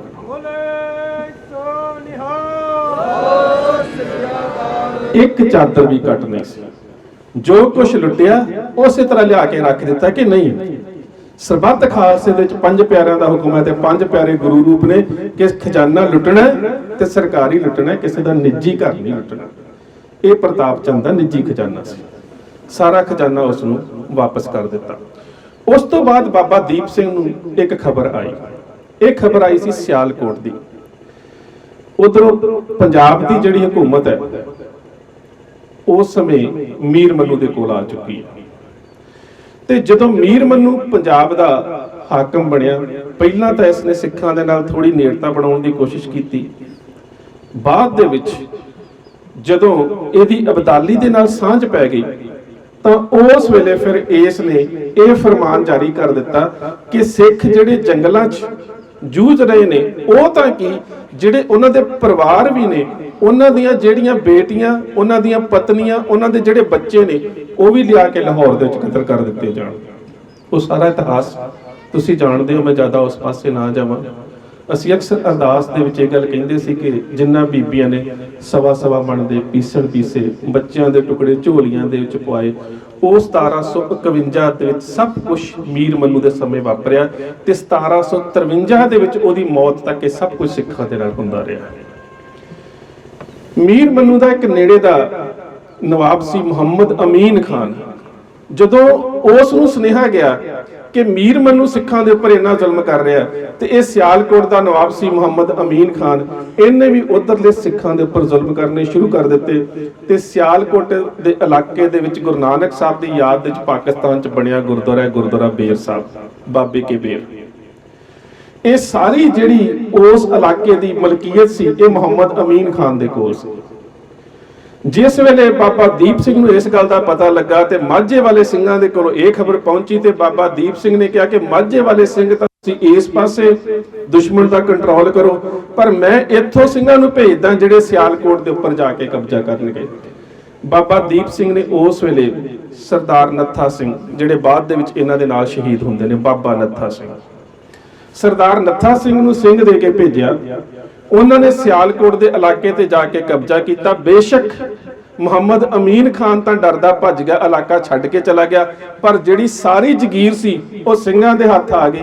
ਹੁਣ ਉਸ ਜਗੀਰ ਦੀ ਮਲਕੀਅਤ ਬਾਬਾ ਨੱਥਾ ਸਿੰਘ ਦੇ ਕੋਲ ਸੀ ਤੇ ਜਦੋਂ ਬਾਬਾ ਨੱਥਾ ਸਿੰਘ ਨੂੰ ਸੁਨੇਹਾ ਮਿਲਿਆ ਕਿ ਹੁਣ ਸ਼ਹਾਦਤ ਵਾਸਤੇ ਜਾਣਾ ਹੈ ਤੇ ਬਾਬਾ ਨੱਥਾ ਸਿੰਘ ਬਾਬੇ ਕੇ ਬੇਰ ਸਿਆਲਕੋਟ ਦੀ ਜਿੰਨੀ ਵੀ ਜਗੀਰ ਸੀ ਉਹ ਸਾਰੀ ਗੁਰੂ ਨਾਨਕ ਸਾਹਿਬ ਦੇ ਨਾਮ ਕਰਕੇ ਆਪ ਫਿਰ ਤਲਵੰਡੀ ਸਾਬੋ ਆ ਗਏ। ਇਹਦਾ ਮਤਲਬ ਕਿ ਸਿੱਖ ਕਿਸ ਵਾਸਤੇ ਜੂਝ ਰਹੇ ਸੀ? ਕੋਈ ਜ਼ਮੀਨ ਦੇ ਉੱਪਰ ਕਬਜ਼ਾ ਕਰਨ ਦੇ ਵਾਸਤੇ ਨਹੀਂ, ਕੋਈ ਪੈਸਾ ਇਕੱਠਾ ਕਰਨ ਦੇ ਵਾਸਤੇ ਨਹੀਂ, ਕੋਈ ਲੁੱਟ ਮਾਰ ਕਰਨ ਦੇ ਵਾਸਤੇ ਨਹੀਂ। ਸਰਦਾਰ ਨੱਥਾ ਸਿੰਘ ਨੇ ਸਾਰੀ ਜ਼ਮੀਨ ਦੀਆਂ ਸਨਦਾਂ ਜਿਹੜੀਆਂ ਮੁਹੰਮਦ ਅਮੀਨ ਖਾਨ ਦੇ ਨਾਮ ਸੀ ਉਹ ਸਾੜ ਦਿੱਤੀਆਂ ਤੇ ਜ਼ਮੀਨ ਜਿਹੜੀ ਸੀ ਉਹ ਗੁਰੂ ਨਾਨਕ ਸਾਹਿਬ ਦੇ ਨਾਮ ਕਰ ਦਿੱਤੀ। ਮਹਾਰਾਜਾ ਰਣਜੀਤ ਸਿੰਘ ਦੇ ਰਾਜ ਤੱਕ ਹੋਈ ਉਹ ਸਾਰੀ ਜ਼ਮੀਨ ਉਸੇ ਤਰ੍ਹਾਂ ਹੀ ਗੁਰੂ ਨਾਨਕ ਸਾਹਿਬ ਦੇ ਗੁਰਦੁਆਰੇ ਦੇ ਨਾਮ ਰਹੀ ਹੈ। ਉਹਦੇ ਤੋਂ ਬਾਅਦ ਦੇ ਵਿੱਚ ਜਿਸ ਤਰ੍ਹਾਂ ਦੇ ਨਾਲ 1947 ਤੋਂ ਬਾਅਦ ਹੋਇਆ ਉਹ ਸਾਰਾ ਤੁਹਾਨੂੰ ਪਤਾ ਹੀ ਹੈ। ਉਸ ਤੋਂ ਬਾਅਦ ਬਾਬਾ ਦੀਪ ਸਿੰਘ ਹੁਣਾਂ ਨੇ ਸਰੂਪ ਜਿਹੜੇ ਲਿਖੇ ਨੇ ਉਹਨਾਂ ਦੇ ਵਿੱਚ ਇੱਕ ਅਹਿਮ ਗੱਲ ਬੜੀ ਬਹੁਤ ਜ਼ਰੂਰੀ ਹੈ। ਇੱਕ ਸਰੂਪ ਤਾਂ ਉਹ ਜਿਹੜਾ ਕਲਗੀਧਰ ਪਾਤਸ਼ਾਹ ਗੁਰੂ ਗੋਬਿੰਦ ਸਿੰਘ ਮਹਾਰਾਜ ਨੇ ਦਮਦਮਾ ਸਾਹਿਬ ਰਹਿ ਕੇ ਆਪ ਸੰਪਾਦਿਤ ਕਰਾਇਆ। ਉਹ ਸਰੂਪ ਜਿਹੜਾ ਹੈ ਉਹ ਕਲਗੀਧਰ ਪਾਤਸ਼ਾਹ ਦੱਖਣ ਨੂੰ ਨਾਲ ਲੈ ਗਏ। ਉਸ ਤੋਂ ਬਾਅਦ ਉਸੇ ਸਰੂਪ ਦੇ ਉੱਪਰੋਂ ਜਿਹੜੇ ਉਤਾਰੇ ਕੀਤੇ ਗਏ, ਉਹਨਾਂ ਉਤਾਰਿਆਂ ਦੀ ਸੁਧਾਈ ਦੇ ਵਾਸਤੇ ਬਾਬਾ ਦੀਪ ਸਿੰਘ ਆਏ ਕਰਤਾਰਪੁਰ। ਹੁਣ ਇੱਕ ਗੱਲ ਖਿਆਲ ਰੱਖਿਓ, ਕਿੰਨੀ ਅਹਿਮ ਗੱਲ ਹੈ। ਤੇ ਉਸ ਵੇਲੇ ਕਰਤਾਰਪੁਰ ਦਾ ਜਿਹੜਾ ਇਲਾਕਾ ਹੈ ਇਹ ਸੀ ਜੱਸਾ ਸਿੰਘ ਆਹਲੂਵਾਲੀਏ ਦੇ ਕਬਜ਼ੇ ਦੇ ਅਧੀਨ। ਤੇ ਜਦੋਂ ਸਰਦਾਰ ਜੱਸਾ ਸਿੰਘ ਆਹਲੂਵਾਲੀਏ ਨੂੰ ਪਤਾ ਲੱਗਾ ਕਿ ਬਾਬਾ ਦੀਪ ਸਿੰਘ ਜਿਹੜੇ ਕਲਗੀਧਰ ਪਾਤਸ਼ਾਹ ਗੁਰੂ ਗੋਬਿੰਦ ਸਿੰਘ ਮਹਾਰਾਜ ਦੇ ਖਾਸ ਸਿੱਖਾਂ ਦੇ ਵਿੱਚੋਂ ਨੇ, ਉਹ ਇਸ ਸਥਾਨ ਤੇ ਆ ਰਹੇ ਨੇ, ਤੇ ਜਿੰਨੇ ਦਿਨ ਬਾਬਾ ਦੀਪ ਸਿੰਘ ਨੇ ਕਰਤਾਰਪੁਰ ਵਿਖੇ ਰਹਿ ਕੇ ਕਰਤਾਰਪੁਰੀ ਬੀੜ ਦੇ ਨਾਲ ਆਪਣੀਆਂ ਲਿਖੀਆਂ ਬੀੜਾਂ ਦੀ ਸੁਧਾਈ ਕੀਤੀ, ਉਹਨਾਂ ਚਿਰ ਤੱਕ ਉਹਨਾਂ ਦੇ ਪ੍ਰਸ਼ਾਦੇ ਪਾਣੀ ਦੀ, ਉਹਨਾਂ ਦੇ ਲੰਗਰ ਦੀ, ਤੇ ਇੱਥੋਂ ਤੱਕ ਕਿ ਉਹਨਾਂ ਦੀ ਮੁੱਠੀ ਚਾਪੀ ਦੀ ਸੇਵਾ ਵੀ ਸਰਦਾਰ ਜੱਸਾ ਸਿੰਘ ਆਹਲੂਵਾਲੀਆ ਕਰਦਾ ਰਿਹਾ। ਤੇ ਇੱਕ ਗੱਲ ਉੱਥੇ ਹੋਰ ਕਮਾਲ ਦੀ ਹੋਈ, ਇਤਿਹਾਸਕ ਸਰੋਤਾਂ ਨੂੰ ਪੜ੍ਹ ਕੇ ਵੇਖਿਓ ਕਿ ਬਾਬਾ ਜੀ ਦੇ ਲਿਖੇ ਸਰੂਪਾਂ ਦੇ ਵਿੱਚ ਜਦੋਂ ਕਰਤਾਰਪੁਰੀ ਬੀੜ ਦੇ ਨਾਲ ਮੇਲ ਕੀਤਾ ਗਿਆ ਤੇ ਇੱਕ ਅੱਖਰ ਜਾਂ ਇੱਕ ਨੁਕਤੇ ਦਾ ਵੀ ਵਾਧਾ ਘਾਟਾ ਨਹੀਂ ਨਿਕਲਿਆ। ਇਹ ਵੀ ਇਤਿਹਾਸਕ ਸਰੋਤਾਂ 'ਚ ਇਸ ਗੱਲ ਦਾ ਜ਼ਿਕਰ ਆਉਂਦਾ ਹੈ, ਇੱਕ ਅੱਖਰ ਦਾ ਵਾਧਾ ਘਾਟਾ ਨਹੀਂ ਨਿਕਲਿਆ। ਬਾਬਾ ਜੀ ਫਿਰ ਵਾਪਸ ਉਸ ਸਥਾਨ ਦੇ ਉੱਪਰ ਤਲਵੰਡੀ ਸਾਬੋ ਚਲੇ ਗਏ। ਹੁਣ ਕਰਦਿਆਂ ਵਕਤ ਜਿਹੜਾ ਉਹ ਬੀਤਦਾ ਜਾ ਰਿਹਾ, ਮੀਰ ਮੰਨੂ ਦੀ ਮੌਤ ਹੋ ਗਈ। ਮੀਰ ਮੰਨੂ ਦੀ ਮੌਤ ਦਾ ਜ਼ਿਕਰ ਕਰਨਾ ਥੋੜਾ ਜਿਹਾ ਇਸ ਕਰਕੇ ਜ਼ਰੂਰੀ ਹੈ ਕਿ ਤਹਿਮਾਸਨਾਮਾ ਵੀ ਉਸ ਨੂੰ ਕਹਿੰਦੇ ਆ, ਤਹਿਮਾਸਪ ਖਾਨ ਦਾ ਲਿਖਿਆ ਹੋਇਆ। ਉਹਨੇ ਬਿਲਕੁਲ ਇਤਿਹਾਸ ਦੇ ਵਿੱਚ ਸਿੱਖਾਂ ਨੂੰ ਮਨਫੀ ਕਰਨ ਦੇ ਵਾਸਤੇ, ਆਪਣੇ ਕੋਲੋਂ ਲਿਖਣ ਦੇ ਵਾਸਤੇ ਕੁਝ ਸ਼ਬਦਾਂ ਨੂੰ, ਘਟਨਾਵਾਂ ਨੂੰ ਬਦਲਣ ਦਾ ਯਤਨ ਕੀਤਾ। ਪਰ ਬਹੁਤ ਸਾਰੇ ਮੁਸਲਮਾਨ ਇਤਿਹਾਸਕਾਰ ਤੇ ਤਾਰੀਖੇ ਸਿੱਖਾਂ, ਇਹ ਵੀ ਫਾਰਸੀ ਦੀ ਕਿਤਾਬ, ਉਹਦੇ ਵਿੱਚ ਹੂਬਹੂ ਇਸ ਘਟਨਾਕ੍ਰਮ ਦਾ ਜ਼ਿਕਰ ਹੈ। ਤਹਿਮਾਸਨਾਮੇ ਨੇ ਵੈਸੇ ਇੱਕ ਗੱਲ ਦੀ ਹੋਰ ਵੀ ਬੜੀ ਵਧੀਆ ਕੀਤੀ ਹੈ ਕਿ ਜਦੋਂ ਬਾਬਾ ਦੀਪ ਸਿੰਘ ਦੇ ਨਾਲ ਜੰਗ ਹੋ ਰਹੀ ਸੀ, ਉਸ ਵੇਲੇ ਤਹਿਮਾਸ ਖਾਨ ਜਿਹੜਾ ਸੀਗਾ ਉਸ ਜੰਗ ਦੇ ਵਿੱਚ ਸੀ। ਉਹਨੇ ਉਸ ਜੰਗ ਦਾ ਹਾਲਾਤ ਵੀ ਬੜਾ ਵਧੀਆ ਲਿਖਿਆ, ਜਿਹੜਾ ਆਖਰ ਦੇ ਉੱਪਰ ਤੁਹਾਡੇ ਨਾਲ ਸਾਂਝਾ ਕਰਦਾ। ਮੀਰ ਮੰਨੂ ਨੂੰ ਸੁਨੇਹਾ ਮਿਲਦਾ ਹੈ, ਇਹਨੂੰ ਸੁਨੇਹਾ ਦੇਣ ਵਾਸਤੇ ਏਲਚੀ ਜਿਹੜਾ ਚਬੁਰਜੀ ਪਿੰਡ ਦੇ ਲਾਗੋਂ ਆਉਂਦਾ ਹੈ ਤੇ ਉਹ ਆ ਕੇ ਕਹਿੰਦਾ ਹੈ ਕਿ ਮਲਕਪੁਰ ਦੇ ਇਲਾਕੇ ਦੇ ਵਿੱਚ ਸਿੰਘ ਜਿਹੜੇ ਨੇ ਲੁਕੇ ਹੋਏ ਨੇ। ਤੇ ਮੀਰ ਮੰਨੂ ਜਦੋਂ ਤੁਰ ਲੱਗਦਾ ਆਪਣੀ ਬੇਗਮ, ਜਿਸ ਦਾ ਨਾਮ ਮੁਰਾਦ ਬੇਗਮ ਸੀ, ਬਾਅਦ ਦੇ ਵਿੱਚ ਇਤਿਹਾਸ 'ਚ ਅਸੀਂ ਉਸਨੂੰ ਮੁਗਲਾਣੀ ਬੇਗਮ ਪੜ੍ਹਦੇ ਹਾਂ, ਪਰ ਉਸ ਦਾ ਨਾਮ ਜਿਹੜਾ ਸੀਗਾ ਨਾ ਉਹ ਮੁਰਾਦ ਖਾਨ ਸੀ, ਇਸ ਦੀ ਬੇਗਮ ਦਾ ਨਾਮ। ਬਾਅਦ ਦੇ ਵਿੱਚ ਬਾਬਾ ਦੀਪ ਸਿੰਘ ਦੇ ਨਾਲ ਜਦੋਂ ਯੁੱਧ ਹੁੰਦਾ ਹੈ, ਉਦੋਂ ਵੀ ਉਸ ਦੇ ਖਾਸ ਅੰਗ ਰੱਖਿਅਕ ਬਾਬਾ ਜੀ ਨਾਲ ਲੜਨ ਵਾਸਤੇ ਆਉਂਦੇ ਨੇ, ਉਹਦਾ ਜ਼ਿਕਰ ਅਸੀਂ ਬਾਅਦ 'ਚ ਕਰਦੇ ਹਾਂ। ਆਪਣੀ ਬੇਗਮ ਨੂੰ ਕਹਿੰਦਾ ਹੈ ਕਿ ਪਤਾ ਲੱਗਾ ਸ਼ਿਕਾਰ ਹੱਥ ਆਇਆ ਤੇ ਮੈਂ ਉਹਨਾਂ ਦਾ ਸ਼ਿਕਾਰ ਕਰਨ ਵਾਸਤੇ ਜਾ ਰਿਹਾ, ਸਿੰਘਾਂ ਦਾ ਸ਼ਿਕਾਰ। ਮਲਕਪੁਰ ਪਾਕਿਸਤਾਨ ਦੇ ਵਿੱਚ, ਇਹ ਉਸ ਇਲਾਕੇ ਦੇ ਵਿੱਚ ਆਇਆ। ਸਿੰਘ ਇਹ ਨਵੰਬਰ ਦੇ ਮਹੀਨੇ ਦੀ ਗੱਲ ਹੈ, ਕਮਾਦ ਵੱਡੇ ਹੋ ਚੁੱਕੇ ਹੁੰਦੇ ਨੇ। ਸਿੰਘ ਇੱਕ ਕਮਾਦ ਦੇ ਖੇਤ ਦੇ ਵਿੱਚ ਬੈਠੇ ਹੋਏ ਸੀ ਤੇ ਜਦੋਂ ਉਹਨਾਂ ਨੂੰ ਇਹ ਪਤਾ ਲੱਗਾ ਕਿ ਮੀਰ ਮੰਨੂ ਆਪਣੀਆਂ ਫੌਜਾਂ ਸਮੇਤ ਆਇਆ ਤੇ ਸਿੰਘਾਂ ਨੇ ਇੱਕਦਮ ਆਪਣੀਆਂ ਪਲੀਤੇਦਾਰ ਬੰਦੂਕਾਂ ਜਿਹੜੀਆਂ ਸੀਗੀਆਂ ਉਹ ਇਕੱਠੀਆਂ ਚਲਾ ਦਿੱਤੀਆਂ। ਘੋੜਾ ਡਰ ਗਿਆ। ਘੋੜਾ ਡਰ ਕੇ ਇੰਨੀ ਜ਼ੋਰ ਦੀ ਪਿੱਛੇ ਨੂੰ ਭੱਜਿਆ ਕਿ ਮੀਰ ਮੰਨੂ ਘੋੜੇ ਤੋਂ ਡਿੱਗ ਪਿਆ। ਮੀਰ ਮੰਨੂ ਦਾ ਪੈਰ ਜਿਹੜਾ ਸੀ ਉਹ ਰਕਾਬ ਦੇ ਵਿੱਚ ਫਸ ਗਿਆ ਤੇ ਅੱਗੇ ਪਿੰਡ ਆਉਂਦਾ ਟਕੇਪੁਰ ਤੇ ਉਸ ਤੋਂ ਅੱਗੇ ਆਉਂਦਾ ਮੱਲਾਂਪੁਰ ਪਿੰਡ। ਉੱਥੋਂ ਤੱਕ ਮੀਰ ਮੰਨੂ ਦਾ ਘੋੜਾ ਮੀਰ ਮੰਨੂ ਨੂੰ ਉਦੋਂ ਤੱਕ ਘਸੀੜਦਾ ਹੀ ਲੈ ਕੇ ਗਿਆ ਜਦੋਂ ਤੱਕ ਉਹਦਾ ਮਾਸ ਜਿਹੜਾ ਸੀ ਸਾਰੇ ਉਹਦੇ ਜਿਸਮ ਤੋਂ ਵੱਖਰਾ ਨਹੀਂ ਹੋ ਗਿਆ। ਜਿਸ ਤਰ੍ਹਾਂ ਉਹ ਸਿੱਖ ਬੱਚਿਆਂ ਤੇ ਸਿੱਖ ਬੀਬੀਆਂ ਦੇ ਤਮਾਸ਼ੇ ਵੇਖਿਆ ਕਰਦਾ ਸੀ, ਉਹਨਾਂ ਨੂੰ ਕੁੱਤਿਆਂ ਦੇ ਅੱਗੇ, ਗਿਰਜਾਂ ਦੇ ਅੱਗੇ, ਇੱਲਾਂ ਦੇ ਅੱਗੇ ਸੁੱਟ ਕੇ ਉਹਨਾਂ ਦਾ ਮਾਸ ਤੜਵਾਇਆ ਕਰਦਾ ਸੀ। ਮੀਰ ਮੰਨੂ ਦੇ ਜਿਸਮ ਦੇ ਉੱਪਰ ਮਾਸ ਦਾ ਟੁਕੜਾ ਨਾ ਰਿਹਾ। ਮੀਰ ਮੰਨੂ ਦੀ ਲਾਸ਼ ਕਿਲੇ ਦੇ ਵਿੱਚ ਪਹੁੰਚੀ ਤੇ ਜਦੋਂ ਮੁਗਲਾਨੀ ਬੇਗਮ ਨੂੰ, ਮੁਰਾਦ ਬੇਗਮ ਨੂੰ ਪਤਾ ਲੱਗਾ ਕਿ ਮੇਰੇ ਪਤੀ ਦੀ ਦਰਦਨਾਕ ਮੌਤ ਹੋ ਗਈ ਹੈ, ਏਲਚੀ ਨੂੰ ਭੇਜਿਆ ਕਿ ਮੈਂ ਆਪਣੇ ਪਤੀ ਦਾ ਕਫਨ ਤੇ ਦਫਨ ਕਰਨਾ ਹੈ, ਮੇਰੀ ਲਾਸ਼ ਜਿਹੜੀ ਹੈ ਵਾਪਸ ਦੇ ਦਿਓ। ਤੇ ਸਿਪਾਹੀਆਂ ਨੇ ਕਿਹਾ ਕਿ ਸਾਡੀ 4 ਮਹੀਨੇ ਦੀ ਤਨਖਾਹ ਦੇਣ ਵਾਲੀ ਹੈ, ਤਨਖਾਹ ਦੇ ਜਾਓ ਤੇ ਲਾਸ਼ ਲੈ ਜਾਓ। 4 ਦਿਨ ਲਾਸ਼ ਫਿਰ ਉਸ ਕਿਲੇ ਦੇ ਵਿੱਚ ਪਈ ਰਹੀ। ਲਾਸ਼ ਦੇ ਵਿੱਚ ਕੀੜੇ ਚੱਲ ਪਏ। ਅਖੀਰ ਉਹਨਾਂ ਸਿਪਾਹੀਆਂ ਨੂੰ ਪੈਸੇ ਦੇ ਕੇ ਲਾਸ਼ ਵਾਪਸ ਲਾਹੌਰ ਲਿਜਾ ਕੇ ਦਫਨ ਕੀਤੀ ਗਈ। ਮੇਰਾ ਕਹਿਣ ਤੋਂ ਭਾਵ ਸੀ ਕਿ ਮੀਰ ਮੰਨੂ ਨੇ ਜੋ ਕੁਝ ਸਿੱਖਾਂ ਦੇ ਨਾਲ ਕੀਤਾ ਉਹ ਸਭ ਕੁਝ ਉਸ ਨੂੰ ਭੁਗਤਣਾ ਪਿਆ। ਔਰ ਇਹ ਜਿਹੜਾ ਤਹਿਮਾਸ ਖਾਨ ਹੈ, ਤਹਿਮਾਸ ਜਿਹੜਾ ਨਾਮਾ ਉਸ ਦਾ ਲਿਖਾਰੀ, ਉਹ ਕਹਿੰਦਾ ਕਿ ਮੀਰ ਮੰਨੂ ਕਿਲੇ ਦੇ ਵਿੱਚੋਂ ਬਾਹਰ ਨਿਕਲ ਗਿਆ ਤੇ ਬਾਹਰ ਆ ਕੇ ਉਸਨੇ ਪਿਸ਼ਾਬ ਕਰਨਾ ਚਾਹਿਆ, ਉਸਦਾ ਪਿਸ਼ਾਬ ਰੁਕ ਗਿਆ, ਉਹਨੂੰ ਕਿਲੇ ਦੇ ਅੰਦਰ ਲਿਆਇਆ ਗਿਆ ਤੇ ਪਿਸ਼ਾਬ ਰੁਕਣ ਦੇ ਨਾਲ ਉਸਦੀ ਮੌਤ ਹੋ ਗਈ। ਉਸਨੇ ਸਾਰੇ ਇਸ ਇਤਿਹਾਸਕ ਘਟਨਾਕ੍ਰਮ ਨੂੰ ਖਤਮ ਕਰਨ ਦਾ ਯਤਨ ਕੀਤਾ। ਕਿਉਂ ਕੀਤਾ, ਉਹ ਕੌਣ ਸੀ, ਇਹਦੇ ਬਾਰੇ ਬਾਅਦ ਚ ਗੱਲ ਕਰਦੇ ਹਾਂ। ਮੀਰ ਮੰਨੂ ਦੀ ਮੌਤ ਤੋਂ ਬਾਅਦ ਜਿਹੜੀ ਲਾਹੌਰ ਦੀ ਵਾਗਡੋਰ ਹੈ, ਉਸਦੀ ਬੇਟੀ, ਮਾਫ ਕਰਨਾ ਪਤਨੀ ਮੁਰਾਦ ਬੇਗਮ ਦੇ ਹੱਥ ਆਈ, ਜਿਸ ਨੂੰ ਮੁਗਲਾਣੀ ਬੇਗਮ ਕਿਹਾ ਜਾਂਦਾ ਹੈ। ਜੇਕਰ ਪ੍ਰਾਤਨ ਇਤਿਹਾਸਕ ਸਰੋਤਾਂ ਨੂੰ ਜਿਹੜੇ ਉਸ ਸਮੇਂ ਦੇ ਇਹਨਾਂ ਦੇ ਰਾਜ ਦੇ ਜਿਹੜੇ ਕਾਗਜ਼ ਪੱਤਰ ਨੇ, ਜੇਕਰ ਉਹਨਾਂ ਨੂੰ ਘੋਖੀਏ ਪੜਤਾਲੀਏ ਤਾਂ ਪਤਾ ਲੱਗਦਾ ਹੈ ਕਿ ਉਹ ਇੱਕ ਚੰਗੇ ਕਰੈਕਟਰ ਦੀ ਔਰਤ ਨਹੀਂ ਸੀ। ਬਹੁਤ ਕੁਝ ਉਹਦੇ ਬਾਰੇ ਉਹਨਾਂ ਇਤਿਹਾਸਕ ਸਰੋਤਾਂ ਚੋਂ ਲੱਭਦਾ ਹੈ, ਪਰ ਚਲਾਕ ਬਹੁਤ ਸੀ। ਉਸ ਨੇ ਕੋਸ਼ਿਸ਼ ਕੀਤੀ ਕਿ ਮੈਂ ਦਿੱਲੀ ਦੇ ਬਾਦਸ਼ਾਹ ਸ਼ਾਹ ਮੁਹੰਮਦ ਦੇ ਨਾਲ ਵੀ ਬਣਾ ਕੇ ਰੱਖਾਂ ਤੇ ਅਬਦਾਲੀ ਦੇ ਨਾਲ ਵੀ ਸੰਬੰਧ ਰੱਖਾਂ। ਉਹ ਚਾਹੁੰਦੀ ਸੀ ਕਿ ਮੈਂ ਵਿੱਚ ਸੁਰੱਖਿਅਤ ਰਵਾਂ। ਉਹ ਅਬਦਾਲੀ ਨੂੰ ਵੀ ਕਹਿੰਦੀ ਸੀ ਕਿ ਤੂੰ ਮੇਰਾ ਬਾਪ ਹੈ, ਤੇ ਦੂਜੇ ਪਾਸੇ ਦਿੱਲੀ ਦੇ ਬਾਦਸ਼ਾਹ ਨੂੰ ਵੀ ਕਹਿੰਦੀ ਸੀ ਕਿ ਤੂੰ ਮੇਰਾ ਬਾਪ ਹੈ। ਉਹ ਚਾਹੁੰਦੀ ਸੀ ਕਿ ਮੈਂ ਦੋਵਾਂ ਨਾਲ ਬਣਾ ਕੇ ਰੱਖਾਂ। ਇਹ ਤੇ ਹੁਣ ਕੁਦਰਤ ਦਾ ਅਸੂਲ ਹੈ। ਭਾਈ ਸਾਹਿਬ ਭਾਈ ਗੁਰਦਾਸ ਕਹਿੰਦੇ ਨੇ ਕਿ ਦੋਏ ਦਰਪਨ ਦੇਖਿਆ ਏਕ ਸੈ ਅਨੇਕ ਰੂਪ, ਦੋਏ ਨਾ ਪਾਪ ਧਰੇ ਪਹੁੰਚੇ ਨਾ ਪਾਰ ਹੈ। ਦੋਹੇ ਦਿਸਾ ਗਏ ਗਹਾਏ ਸੇ ਹਾਥ ਪਾਉ ਟੁੱਟੇ, ਦੋ ਰਾਹੇ ਦੁਚਿਤ ਹੋਏ ਭੂਲ ਪਗ ਧਾਰ ਹੈ। ਦੋਏ ਭੂਪ ਜਾ ਕੇ ਗਾਓ ਪਰਜਾ ਨਾ ਸੁਖੀ ਹੋਤ, ਦੋਏ ਪੁਰਖਨ ਕੀ ਨਾ ਨਾਰ ਕੁਲਾ ਤਾਰ ਹੈ। ਕਿ ਜਿਸ ਬੰਦੇ ਨੇ ਦੁਬਦਾ ਦੇ ਵਿੱਚ ਰਹਿਣਾ ਤੇ ਕੋਸ਼ਿਸ਼ ਕਰਨੀ ਹੈ ਕਿ ਦੋਵੇਂ ਪੱਖ ਹੀ ਮੇਰੇ ਹੱਥਾਂ ਦੇ ਵਿੱਚ ਰਹਿਣ, ਉਹਦੇ ਕੋਲ ਕਦੀ ਇੱਕ ਵੀ ਨਹੀਂ ਰਹਿੰਦਾ। ਇਹ ਕੁਦਰਤ ਦਾ ਅਸੂਲ ਹੈ। ਅਖੀਰ ਜਦੋਂ ਪਤਾ ਲੱਗਾ ਦਿੱਲੀ ਦੇ ਹਾਕਮਾਂ ਨੂੰ ਕਿ ਮੁਗਲਾਣੀ ਬੇਗਮ ਅਹਿਮਦ ਸ਼ਾਹ ਅਬਦਾਲੀ ਦੇ ਨਾਲ ਚਿੱਠੀ ਪੱਤਰ ਵੀ ਕਰਦੀ ਹੈ, ਚੰਗਾ ਰਿਸ਼ਤਾ ਵੀ ਰੱਖਦੀ ਹੈ, ਉਹਨਾਂ ਨੇ ਇਸ ਇਲਾਕੇ ਦੇ ਉੱਪਰ ਕਬਜ਼ਾ ਕੀਤਾ। ਜਲੰਧਰ ਦੇ ਨਵਾਬ ਅਦੀਨਾ ਬੇਗ ਨੇ ਉਹਨਾਂ ਦਾ ਸਾਥ ਦਿੱਤਾ ਤੇ ਲਾਹੌਰ ਦੇ ਉੱਪਰ ਕਬਜ਼ਾ ਹੋ ਗਿਆ ਦਿੱਲੀ ਦੇ ਹਾਕਮ ਦਾ। ਅਦੀਨਾ ਬੇਗ ਕੋ 30 ਲੱਖ ਰੁਪਇਆ ਲੈ ਕੇ ਇਹ ਇਲਾਕਾ ਉਸ ਨੂੰ ਦੇ ਦਿੱਤਾ ਗਿਆ ਤੇ ਇਹ ਜਿਹੜੀ ਮੁਗਲਾਣੀ ਬੇਗਮ ਹੈ, ਇਸ ਨੂੰ ਕੈਦ ਦੇ ਵਿੱਚ ਲੈ ਲਿਆ ਗਿਆ ਤੇ ਇਹਨੂੰ ਦਿੱਲੀ ਲਿਜਾ ਗਿਆ। ਹੁਣ ਜਿਹੜਾ ਵਕਤ ਆ ਗਿਆ ਉਹ ਆ ਗਿਆ 1757 ਦਾ, ਜਦੋਂ ਬਾਬਾ ਦੀਪ ਸਿੰਘ ਉਹਨਾਂ ਦੀ ਸ਼ਹਾਦਤ ਹੁੰਦੀ ਹੈ। ਉਸ ਤੋਂ ਪਹਿਲਾਂ ਜਿਹੜਾ ਘਟਨਾਕ੍ਰਮ ਹੈ ਉਹ ਬੜਾ ਅਹਿਮ ਹੈ ਔਰ ਜਿਹੜਾ ਸਮਝਣ ਵਾਲਾ ਹੈ। 1756 ਦੇ ਵਿੱਚ ਦਿੱਲੀ ਦੇ ਵਿੱਚ ਬੈਠੀ ਮੁਗਲਾਣੀ ਬੇਗਮ, ਉਹੀ ਜਹਾਨ ਖਾਨ ਜਿਹੜਾ ਬਾਬਾ ਦੀਪ ਸਿੰਘ ਉਹਨਾਂ ਦੇ ਖਿਲਾਫ ਜੰਗ ਦੀ ਅਗਵਾਈ ਕਰਦਾ ਹੈ ਔਰ ਜਿਹੜਾ ਅਹਿਮਦ ਸ਼ਾਹ ਅਬਦਾਲੀ ਦਾ ਬੜਾ ਖਾਸ ਫੌਜਦਾਰ ਸੀ, ਉਸ ਨੂੰ ਇੱਕ ਚਿੱਠੀ ਲਿਖਦੀ ਹੈ। ਮੁਰਾਦ ਬੇਗਮ ਦਿੱਲੀ ਦੇ ਵਿੱਚ ਬੈਠੀ, ਮੀਰ ਮੰਨੂ ਦੀ ਪਤਨੀ। ਇਹ ਜਿਹੜਾ ਮੀਰ ਮੰਨੂ ਹੈ ਇਹ ਕਮਰੂਦੀਨ ਆਤਸ਼ ਦਾ ਬੇਟਾ ਸੀ। ਕਮਰੂਦੀਨ ਆਤਸ਼ ਜਿਹੜਾ ਇਹ ਉਹੀ ਸੀ ਜਿਸ ਨੇ ਫਰਕਸੀਅਰ ਦੇ ਦਰਬਾਰ ਦੇ ਵਿੱਚ ਬਾਬਾ ਬੰਦਾ ਸਿੰਘ ਬਹਾਦਰ ਨੂੰ ਤਸੀਹੇ ਦੇ ਕੇ ਸ਼ਹੀਦ ਕਰਵਾਇਆ ਸੀ। ਇਸ ਦਾ ਬੇਟਾ ਸੀ ਮੀਰ ਮੰਨੂ। ਤੇ ਮੀਰ ਮੰਨੂ ਦੀ ਪਤਨੀ ਮੁਗਲਾਣੀ ਬੇਗਮ ਜਹਾਨ ਖਾਨ ਨੂੰ ਇੱਕ ਚਿੱਠੀ ਲਿਖਦੀ ਹੈ। ਕਹਿੰਦੀ ਹੈ ਕਿ ਅਹਿਮਦ ਸ਼ਾਹ ਅਬਦਾਲੀ ਨੂੰ ਲੈ ਕੇ ਜੇਕਰ ਦਿੱਲੀ ਦੇ ਉੱਪਰ ਤੁਸੀਂ ਜਿੰਨੀ ਵੀ ਜਲਦੀ ਹਮਲਾ ਕਰੋ, ਇੱਥੇ ਪਹੁੰਚ ਜਾਓ, ਤੇ ਮੈਂ ਦਾਅਵੇ ਨਾਲ ਕਹਿੰਨੀ ਹੈ ਕਿ ਤੁਹਾਡੇ ਹੱਥ ਇੰਨਾ ਖਜ਼ਾਨਾ ਲੱਗੇਗਾ ਜਿੰਨਾ ਤੁਸੀਂ ਜ਼ਿੰਦਗੀ 'ਚ ਵੇਖਿਆ ਨਹੀਂ ਹੋਵੇਗਾ। ਅਹਿਮਦ ਸ਼ਾਹ ਅਬਦਾਲੀ ਤਾਂ ਪਹਿਲਾਂ ਹੀ ਲੁੱਟਣ ਵਾਸਤੇ ਆਉਂਦਾ ਸੀ।